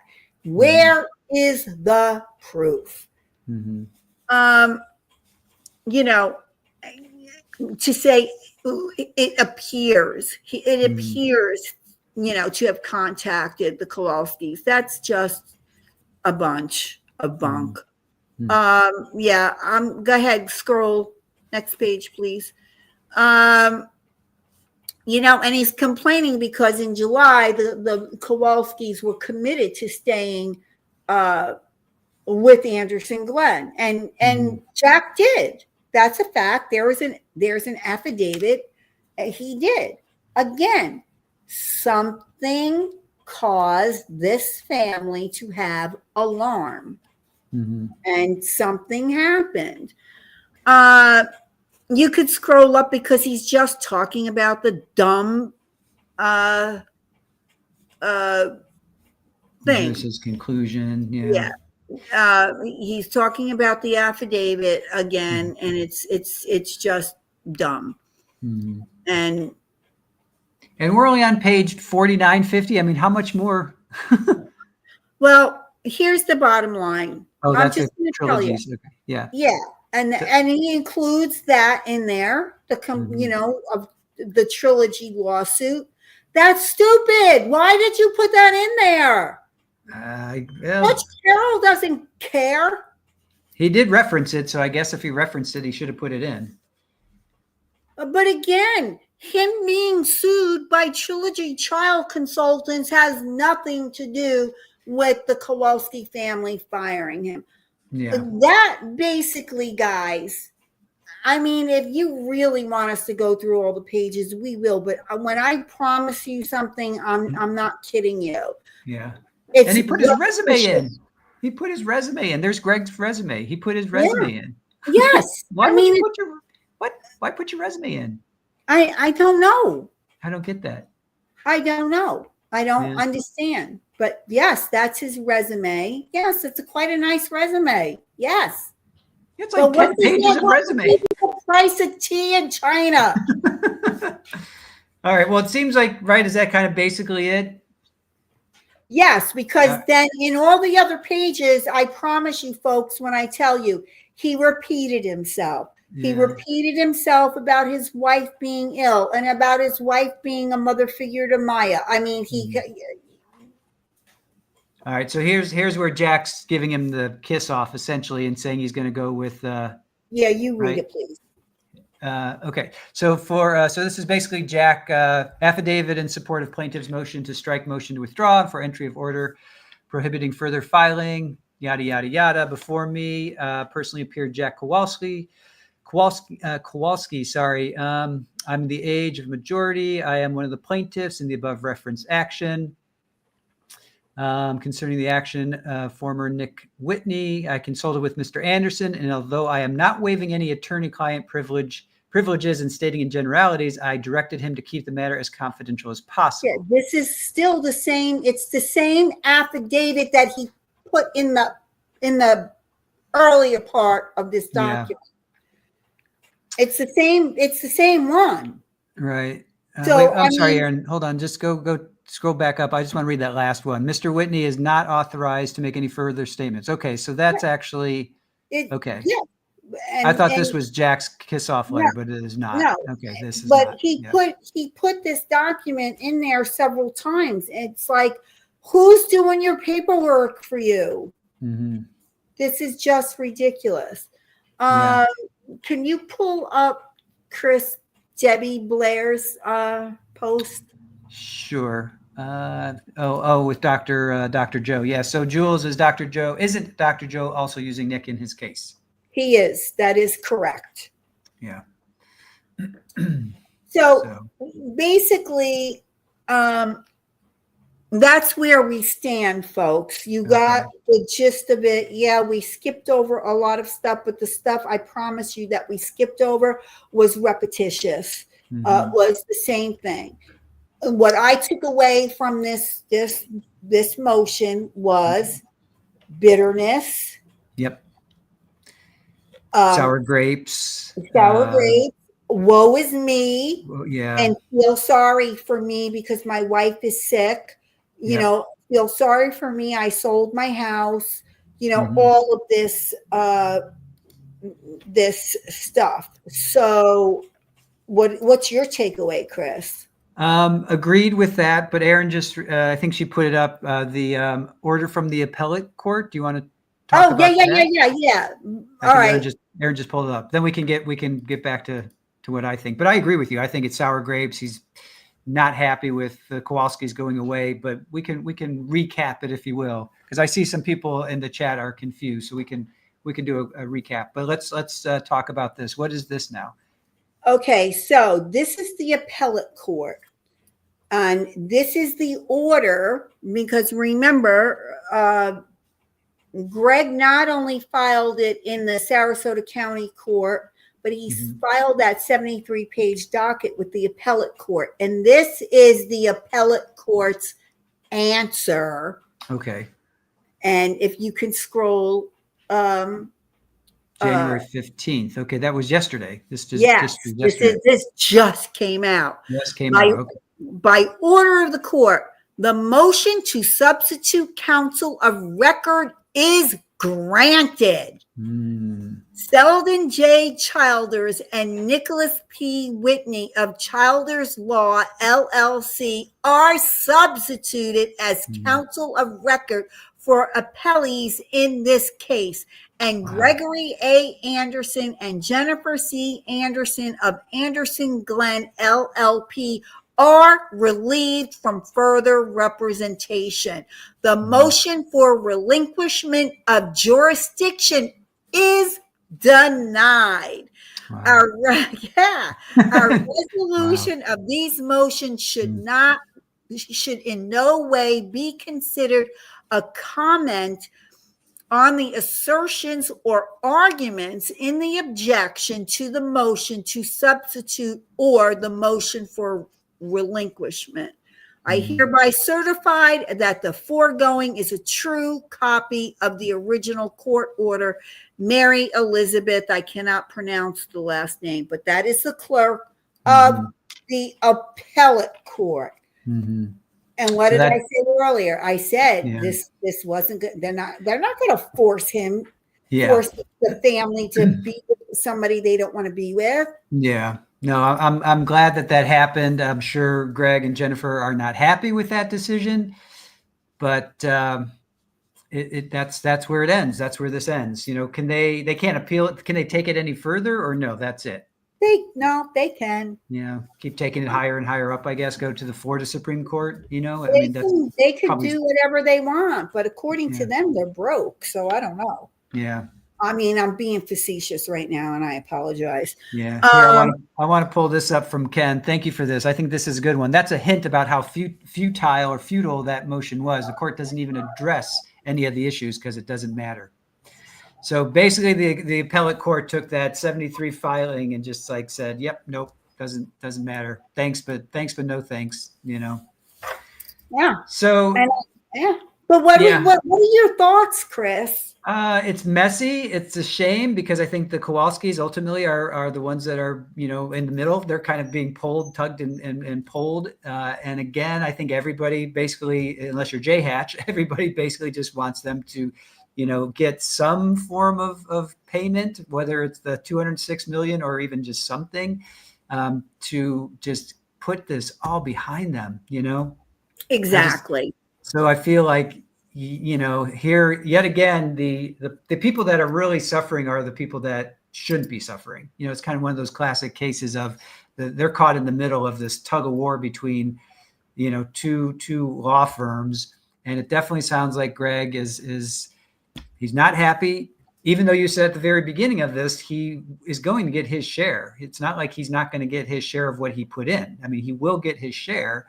Absolutely. But then does it boil down then to maybe it's not then, I'm sure it is still about the money, but it's also he's invested so much time. It's like it becomes your baby. I know what it's like when I have a project that I'm working on. You know, I don't want to give that ownership away to somebody else. So maybe it's that as well. You know, if you want, you could go back and look at his resume. His resume is outstanding. Yeah. I mean, the Kowalski case is not his first multi-million-dollar suit that he won. Right. All right. He's got quite a few under his belt. Yeah. So when this gets settled in an appeals court, you know, and I'm confident that the Kowalskis will win because only 5%. It's actually less than 5% of cases that go to the appeals court, less than 5% get overturned. So the odds are in the family's favor that this won't be overturned. They don't like to overturn a judge's decision. And that's what people on the internet, I'm not going to say what application it is, but you know, they're like, oh, well, you know, the appeals court is certainly going to overturn it. You know, the jury screwed up and the jury this and the jury. No.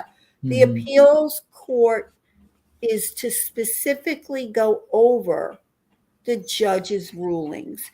The Right. judge allowed this, and maybe he shouldn't have. The judge Mm-hmm. didn't allow, like one of the things that that Jay Hatch is saying, that Judge Carroll prohibited all of the DCF stuff, and they Yeah. feel if the DCF stuff would have come in, they would have won their case. Right. So so go ahead. You want to read it? Well, actually, there's a couple things there. Mandy, yes, hold on. Let me think about this. So yes, if Jay Hatch wins the appeal, there's no money. That is correct. But to get back to yes, Mandy, that's the short answer. Yes, the Kowalskis are leaving Anderson and his group, and they're going to Nick's group, which is Childers in Gainesville. Now, the reason, and Ken, you said you're reading some. Sorry. Sorry. You want to pull it up, Aaron, or you want me to? I'll go ahead and pull it up. There's significant money issues, yes, because that's at the beginning. That Nick on the 9th. You're good. On July 9th, Nick discovered some. Yes, he discovered some money issues, and then on the 10th, his server access is cut off and his email is cut off. So After he asked Anderson, why have you not done this? Yeah. So a lawyer just up and leaving screams ethic issues. Yeah. And it was significant. Well, we don't know how significant it was, but it was money issues because Nick is a numbers guy and he was going over some kind of financials, and he in his filing, he confronted Greg. What's going on? Why don't these numbers add up? So that started the ball rolling. Then his server access is cut off on the 10th. His email is cut off on the 10th of July. And then on the 15th, Jennifer replies by saying, "Oh, it was Jill's fault. We didn't think you were. We thought you were leaving. That's our bad. We thought you were. We didn't fire you. We thought you were leaving." So then in November, the Kowalskis jump ship, if you will, and they go to Nick and his new firm. So that's kind of the overarching story, if you will. And then Greg found out, didn't have a chance to talk to the Kowalskis and say, "Hey, wait a minute, I've been you've been my client of record, for 8 years. What's going on?" And then he's trying to strong arm the Kowalskis to stay with him, and that obviously got denied. So Debbie Blair, was Nick with that firm before? Childers? I don't know. Do you know that? No, he was not with Childers before, and he was a partner with the Anderson firm at the time of trial, 5 years. So it's been 2 years since the trial. 23. Yeah, going on. Yeah. So a year and a half, something like that. So, and this all happened in the summer. So he worked for Anderson Glenn over 5 years, and he worked on the case during that time. Yeah. Ken Rosenberg, the CYA email is to keep it from looking like they were fired. They fired him for raising an ethical concern. Yep. I think our intuition is, Nick saw something he didn't. I agree. I agree. And we don't have to read between the lines. It's there in Nick's filings. It's there in his motion. He saw something that wasn't kosher. He confronted Greg. Greg cut off his email and his server access the next day.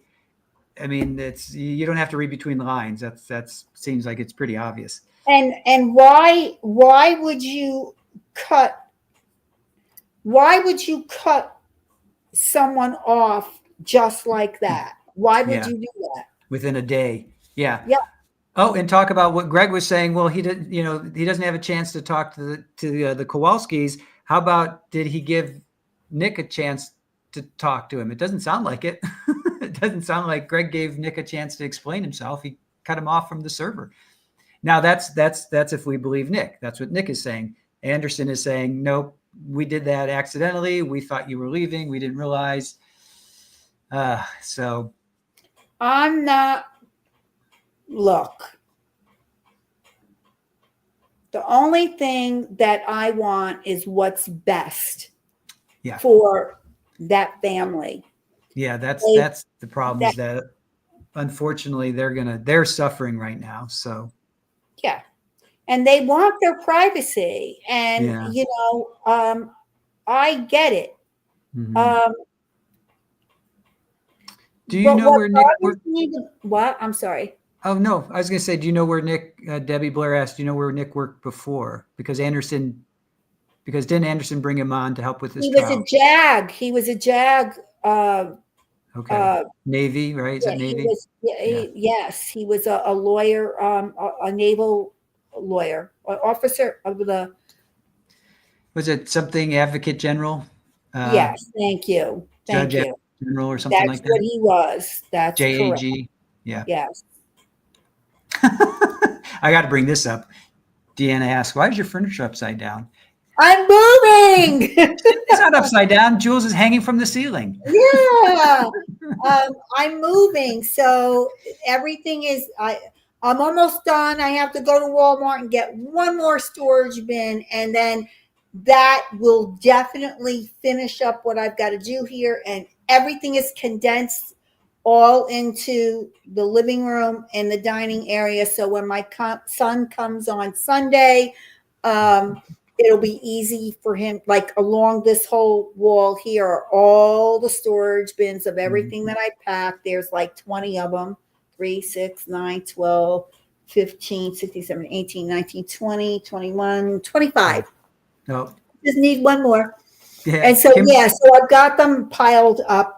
I've got all the furniture piled. My dresser is behind the couch. These tables are on top of my dresser. Just trying to make things easy on my son, especially since it's going to rain on Sunday. I know. I saw Kimberly asked, didn't you just move a few years ago? I didn't know you then. So did you? I don't know. I did. Yeah. Okay. I got divorced and lost my house. Yes. Gotcha. Now I want to get back to this. I'm not going to go there, but Mandy asked, did Anderson get greedy? What do you think? I mean, we don't have to go there. Who knows? That's a great question, Mandy, but that would be pure speculation. It would be pure speculation. Yeah. And this is also speculation. I think Greg wasn't following the rules. And I'm just going to leave it at that. And I like the man. Yeah, he's great. We love him. Everybody, we love Greg. So what happened that Nick saw something and then they couldn't resolve it? I mean, it seems like something happened that Greg was not happy with or whatever. Again, all speculation, but it's a shame those two couldn't sort it out, Yeah, man, it's okay. I mean, it's all right. You have your opinions. That's cool. Debbie asks, are you moving far? And to which I can answer, I'm moving to the Tampa Bay area. I'm down here in the Northport area. And listen, I'm an open book. I don't care if anybody knows or not. Financially, I cannot sustain myself on my own any longer. And my son, and because of my health, everybody knows about, what I've been going through since June.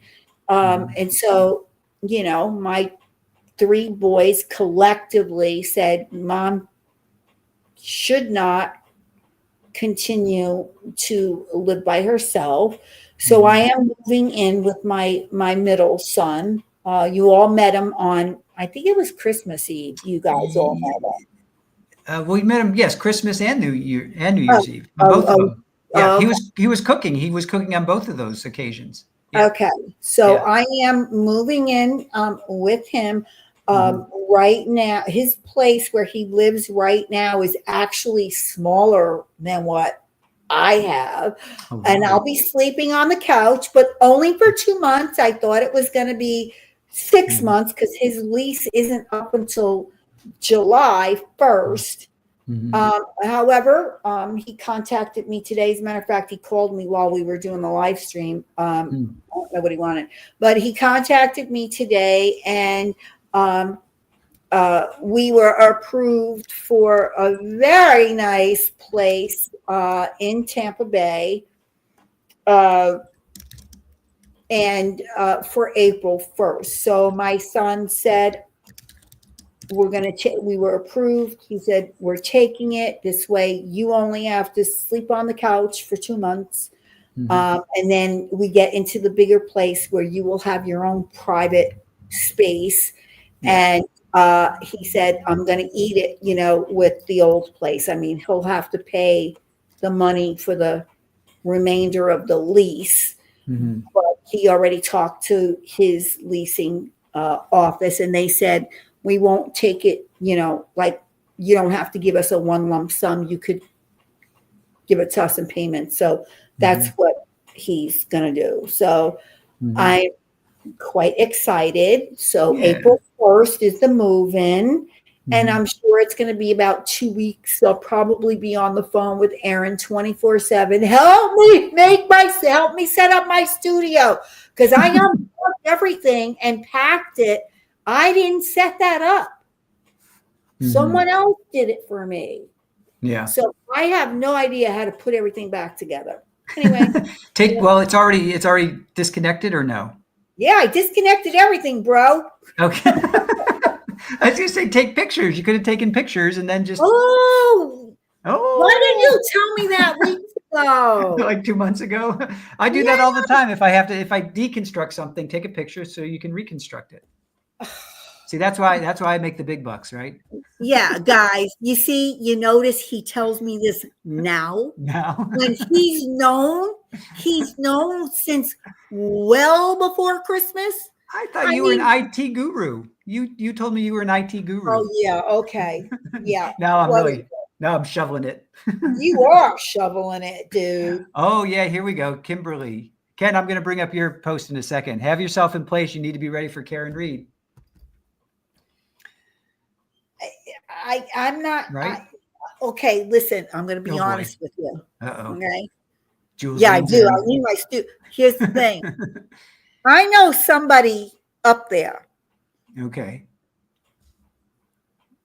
I was off. Actually, two different people offered me a place to stay. Oh. But I don't.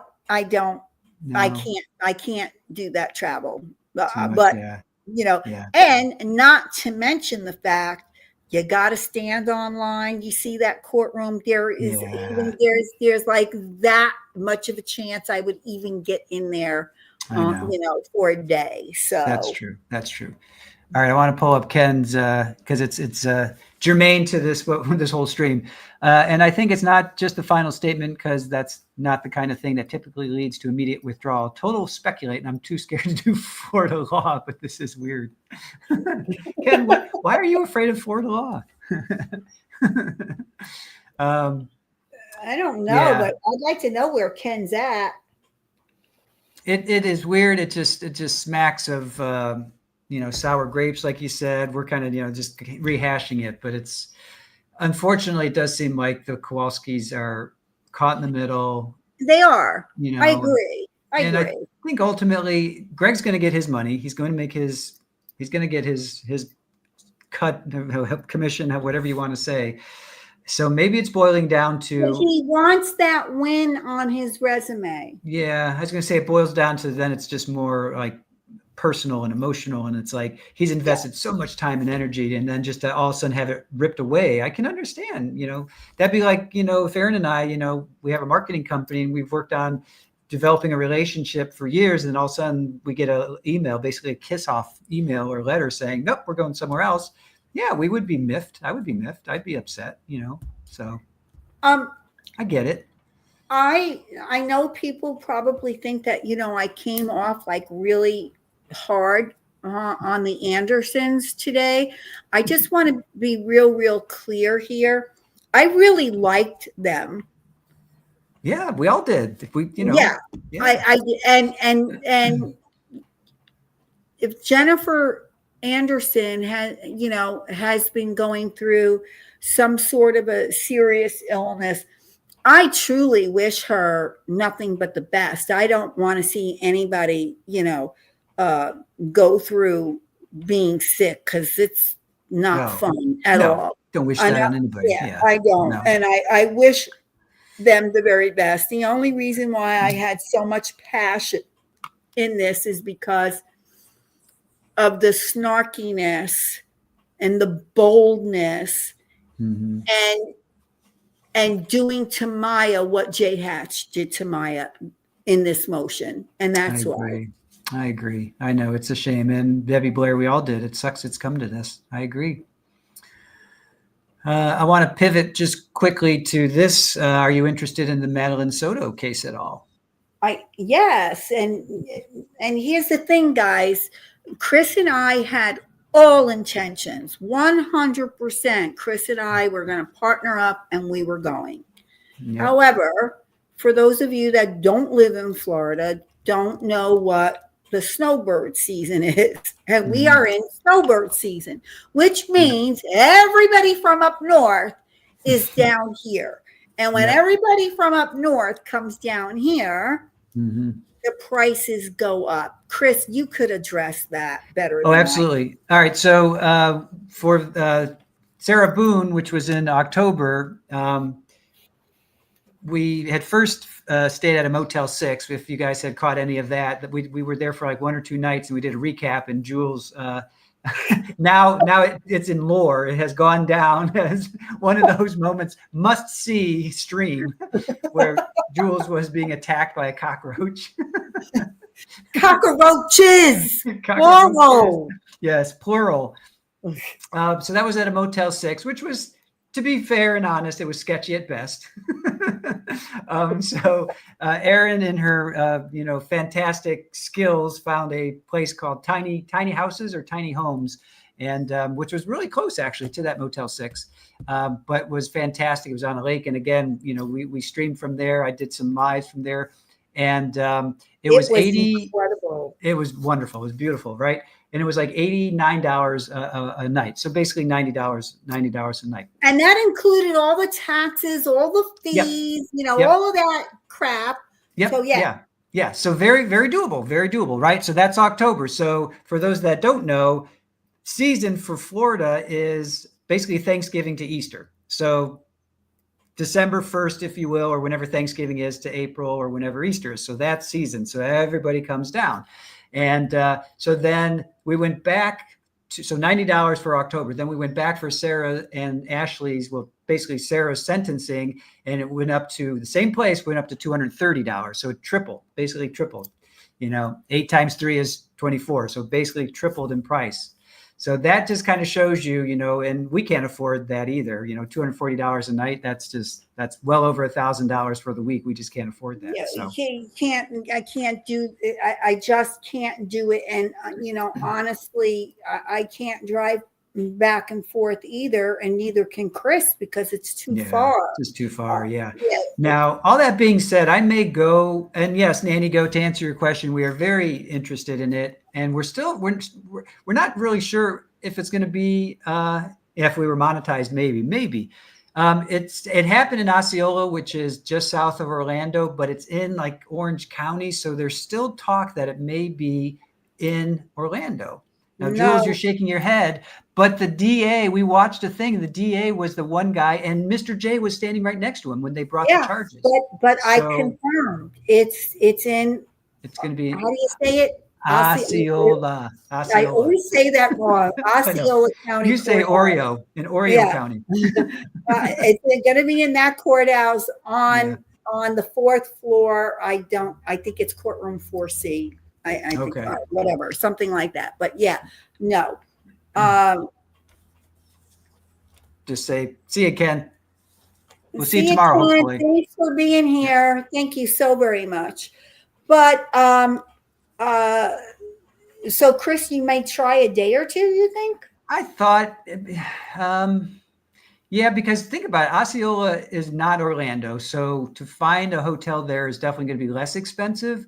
So I'll check into it. I may want to go at least just for opening statements. I'm not going to, I don't think I'll stream it, because if we start to stream it, then I have to be locked in. I can't just stream 1 or 2 days, No, you have to plug in and all that stuff. So you're not going to wait. wait, even if we don't go, you're not going to cover it? Oh, no, we're absolutely covering it for Oh, sure. okay. Yeah, no, Okay. no, no. No, I'm saying stream it, meaning the physical thing with Scott's equipment and all that stuff. Oh, You know, yeah. doing that. Like I wouldn't just stream it with using Scott's live view equipment just for 2 Yeah. days. You know, I would just go and actually be in the courtroom, you know, and Yeah. actually be in the courtroom. Well, the 24th is starts jury selection. So Yeah. I have my CT scan. It's either the 24th or the 25th. There seems to be a discrepancy with my oncologist, and they're working it out.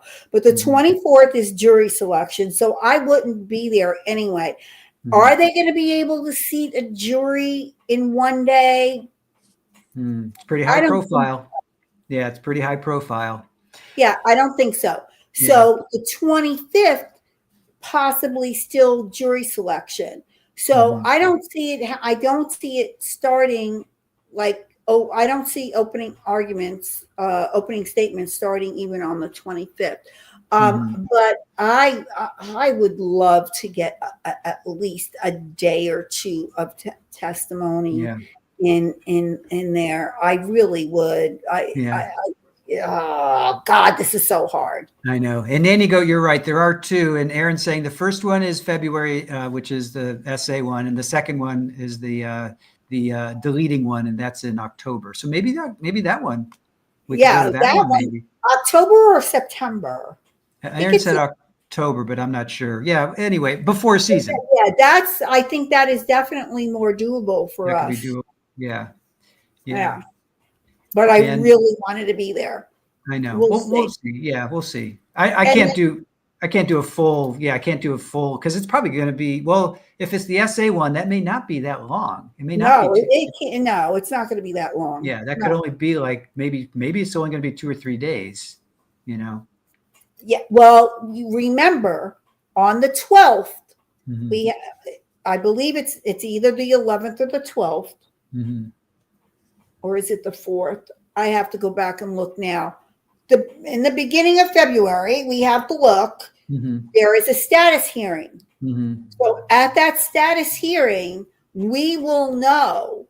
We will have an idea because the judge is going to ask the state, how long do you think you're going to take? And he's going to ask the defense, how long so we'll get an idea. Right. Then. I can't imagine it. I can't imagine it being more than a week because, it's pretty obvious. Yeah, I mean, it's on his phone, and it's just, yeah, Mandy, I hear you. You know, he should have pled guilty. Don't want to hear that stuff. You know, my opinion on that is I've said this before. I don't want to shy away from things because they are horrible, and this is unbelievably horrible, but I want to give a voice to, you know, the victims. And in this case, Madeline needs to have somebody, you know, stand up for her. You know, that's my personal feeling. So I understand it's going to be hard, but I still want to cover it because I want to give her a voice, because if we don't cover it, then she's not going to have a voice. That's just the way I feel about it. So I'm with you 100%. I'm with you 100%. And I don't like the fact that Jennifer Soto got conditional immunity. I don't. Yeah, we watched that her interview like over the weekend, I think last weekend, and I remember there were some people in our chat, like OnlyFan was talking about it. He's like, as soon as he saw her that interview, he's like, she should have been arrested right there and then. I mean, she literally is just admitting that her daughter, 13-year-old, and her boyfriend are sleeping together. It's like, why was she not arrested right there and then? They gave her conditional immunity before she did that interview. Yeah. Yes. Oh, and speaking of OnlyFans, yes, I'm pretty sure it was you. I thought you had watched that interview like when it first came out, whenever that was, maybe back around Sarah Boone time. OnlyFans, I'm giving you credit. Take it. Yeah, really. Only Plea. Your new name is Only Plea. And I agree with Mandy. Mandy Strong says he should have pled guilty. He should have. I agree. However, if he pleads guilty to the SA, what does that do to the unaliving case? Right. All right, Mandy, that's a really good point. Would she want it all over YouTube? Probably not. Who would? Nobody would. But on the other hand, I'll play devil's advocate of like, then somebody has to shine a light on this. We can't just put our heads in the ground and say, it's terrible, but we're not going to cover it, And I appreciate what you're saying. And I would say the same thing. No, I wouldn't want that on the internet. But then I'm also like, well, it happened and we can't shy away from it. And I would hope by talking about it and not shying away from it, it might help in the future. It might make people stop. I mean, people aren't going to stop. There's still going to be animals, but no, but to make parents aware. Yeah. Like, yeah. Look at your significant other, the guy that's not the father of your child. Be wary of who you bring into your home. Yeah. I don't know. I think it should be covered. Yeah. And it can be covered delicately. Yeah. Yeah, I agree. We can't turn away from the ugly. We even though it's painful and it hurts. And I appreciate what you're saying, Mandy. I'm not saying anything negative. I'm just saying I think Aaron and Jules, but we talk about this. Aaron and I talk about this a lot because a lot of channels do not want to cover this. A lot of people are not going to cover this or Evalo for whatever reasons they have. And I want to not be that channel. That doesn't cover things because of whatever, I want to be that channel that's like, I'm not going to turn away from the ugly. I want to give those victims that voice, Yeah. And I see, who is it? I don't have my second pair of glasses on. Okay. Was he ever charged with that's the one, Debbie's. Okay. Yeah. Was he? He has. Yeah. Cause he's going to trial. Yeah. Yes. He's going to trial in the fall. And here's the premise on why they split it up. They charged him with the SA and are going to trial on that only first. He's been charged with the unaliving. The reason why they're having the SA trial now is so if he's found guilty, then when the other trial comes up and they are asking for the DP. Yeah. Yeah. Because then there's the direct correlation, correlation. Yeah. I did not know this, Capri Law. She knew he was making money selling videos. That is totally gross. I did not know that at all. Yeah. I didn't know like that. Wait, what does that say? Capri Law says she knew, meaning the mom. What's her name? Maddie's mom? Jennifer knew that Stefan was making money selling videos and she benefited? Yes. Okay. Capri Law is correct. Okay. I don't remember which YouTube creator it was, but his parents were in touch on a regular basis with a particular creator, and they did an interview. And I watched the interview, and it was pretty intense. And then the interview was also played on Court TV. Okay. His mother said specifically, neither one of them worked, yet they had all this money. And she said, where is all this money coming from? She questioned. Now, he had computers and hard drives and stuff stored at his parents' home. And unbeknownst to everyone, he had a storage unit right. By the way, the parents live in Northport. Go figure, right? Right in my backyard again.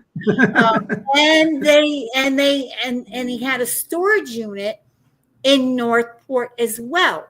And the night that Maddie was missing, so she was reported missing earlier.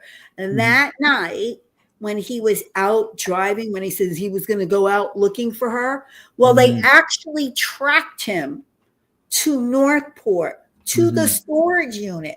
So, and he went, and then his father said in this interview, he asked him, he said, what were you doing in Northport? In the meantime, his parents, when they found out Maddie was missing, left Northport, went up there, got a hotel room, and then come to find out that he left to go to Northport. And he went into their house, and that he took hard drives from their house and whatever he took out of the storage unit. But the father called the authorities and said, you need to come to my house and get his stuff, because but the mom was making all kinds of excuses for him. But the mom did specifically say they were making money, and she intimated, without actually coming out and saying what Capri Law said, but the inference was there. We watched, like I said earlier, Aaron and I watched I forget which content creator we were watching, but the dad, his dad, like you said, was at the hotel because basically their house, meaning Jennifer's house, was a crime scene. So they basically got kicked out. So they had to go find a place to stay for that night or two. So they went to a hotel, and dad came up, and he said they were dead tired. It was like 2:00 when they got there. And then he's like, I have no idea. And once he found out his son, Stefan, had left and driven like three hours one way, 3 hours back. He drove for like 6 or 7 hours. He's like, I had no idea where he got that energy from. Like once he found that out, and he's like, I just don't, I don't know about this guy anymore. We've always had kind of weird feelings about him. I mean, this is his dad saying this, Yeah. So, I wonder if his parents will testify against him. If they're subpoenaed, they have no choice. I don't know that they'll voluntarily do it, but if they're subpoenaed, I guess so. And they can't change. And let's not forget, they can't change any questions that are asked of them about this. If they say anything differently, they have that interview. The cops have everything. Yeah. And so they'll challenge them. Well, why'd you tell this person this? And now you're trying to tell this jury something else. Yeah. Yeah. I would suspect that they would probably testify. It didn't seem like his dad was he was not in his corner, and this was whenever that was last year or whatever it came out. Yeah. Yeah. I don't believe one word his parents are saying, not buying it. Yeah. The whole situation, the whole family seems, nanny goat. Well, the parents insisted that they did not like Jennifer, and that the mother found out that Maddie was sleeping with Stefan because Maddie told her. And then the mother claims that she confronted Jennifer, and that Jennifer used the excuse of, well, I need my sleep, blah, blah, blah, all of that. I would send them upstairs, and she said that we would all sleep in the bed together, and I would wake up and I would see them cuddling each other. And I think the cop, during that interview, the cop's like, wait a minute, you three would sleep in the bed together, and he would wake up and you would see Maddie cuddling in his arm. Didn't you think that was strange and odd? And she's like, well, I needed my sleep.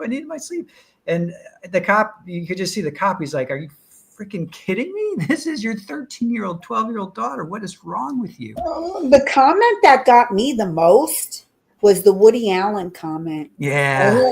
She was afraid that she would become. I told him, don't pull a Woody Allen on me. Yeah. That's when I lost my crap. Right there. Yep, I agree. And she had her real bedroom, Maddie's real bedroom, was in the living room, and she had like these shades or whatever, those Chinese, shades, whatever, put up, or Japanese, in front of sliding glass doors, Chris. And know how easy it is to break in through sliding glass doors. Why would you put a child in a situation like everything is screwed up? Everything's screwed up about that. Yeah, I honestly think Jennifer should be charged. In this case, I think she should definitely be charged with some kind of negligent child neglect, at least. Thank you. Yeah, something. I mean, she's as off as any of them. Yeah, I just can't imagine that. That's just, yeah, gives me chills. I'm not looking forward to covering it, but I will cover it. I'm not looking forward to it, but I will cover it for sure. Yeah. So, all right. So what do you think? Are you good to call it a night? I'm good to call it a night, but right. I need to remind everybody that next week, the 23rd, Ashley Benefield's hearing for a new trial. Okay. Is 8. It's either 8:30 or 9:30. I can't remember. Okay. But it's on the 23rd, so that's next week. Okay. Yes, I'm going to that, and then. And next Wednesday is Jimmy's interview with us about his daughter Alexandra, Allie Spice, and Devin and all that. Isn't that Monday, the 21st? Oh, you're right. I'm sorry. And no, Monday is the 20th. Oh no, it's the 21st is a Tuesday. Sorry. Tuesday. All right. Yeah. So yes, Tuesday, Jimmy Doolin. We're so bad. So the 21st, Jimmy Doolin, right here on this channel. That's Allie Spice's dad. That unfortunately, lost her life in the car accident with David Perkins. And you met his mom. I believe it was last week we had her on. It was would have been last Wednesday, I think. Yeah. Okay. So Victoria Maxwell. Mm-hmm. So we'll have Jimmy Doolin and Chris. I can't wait for you to talk with him. I had a really nice conversation with him. He is, wow. I'm not even going to say, I'm going to leave it for the audience. Okay. So we have that followed by Ashley Benefield hearing. Then I have something in between there that's going to be, that Alyssa is coming back, Matthewson. Yes, I can't wait for that. That's going to be awesome. Yeah, next week is going to be great. We're going to have Jimmy Dugan. Is it Dugan? Doolin. Okay, Jimmy Doolin. Haven't met him yet, but Jimmy Doolin, Allie Spice's father, and then Alyssa. I'm so sorry, Alyssa Matthewson is going to be on Wednesday. Ashley Benefield is going to be Thursday. Next week's going to be bonkers. Yeah, it's going to be crazy. And then February is also going to be crazy, the better part of February, because the briefs are going to be argued in the Kowalski versus J. Hatch in front of the appellate panel. I will be in that courtroom, and I already gave, I think you're streaming. As far as I know, you're streaming it. If it's available, for sure, we'll stream it. I sent the thing to Erin, so she's got it. It's scheduled already for. Wait. Yes, the 12th. She has it. Wow, they already scheduled it. Yeah. Holy smokes. This is just the arguing of the briefs. And we're not gonna get a decision, but what we will get is, while each side is arguing their case on, why you shouldn't overturn it as opposed to why you should overturn it, the judges will be asking them questions. So we'll get an idea on, where the judges' minds are at. Erin wanted me to ask you, are you going to Ashley's? Are you going to go to that? Yes. You are? Okay, fantastic. Yeah. Cool. All right. So do you want to do a live after, like, later that day? Yeah, but if we can, I need to get with Erin to teach me how to get StreamYard to work on my phone, because I can't get it to work on my phone. Okay. Yeah. Erin's saying we'll take care of you. Yeah, we need to do a test. Yeah. All right, cool. Sure it works. And and then February. So we got Lots of Mandy Strong. Here's my argument. The jury has spoken. That's true. So listen, everybody that was here, if you didn't hit that like button, please do so. Yes. If you like this content, share it out. And by all means, when the stream is over, please leave a comment below. Yes. We'd love to hear your thoughts, whether you agree with me or disagree with me or agree with Chris, or that we just want to hear the comments. And that's all I got for you folks. On that note, I'm going to say adios and let Chris take over his own channel. All right, Jules. Thanks again for Good night. everything. Love you guys. Bye-bye. Right. Have a good move. And she's gone. Jules out.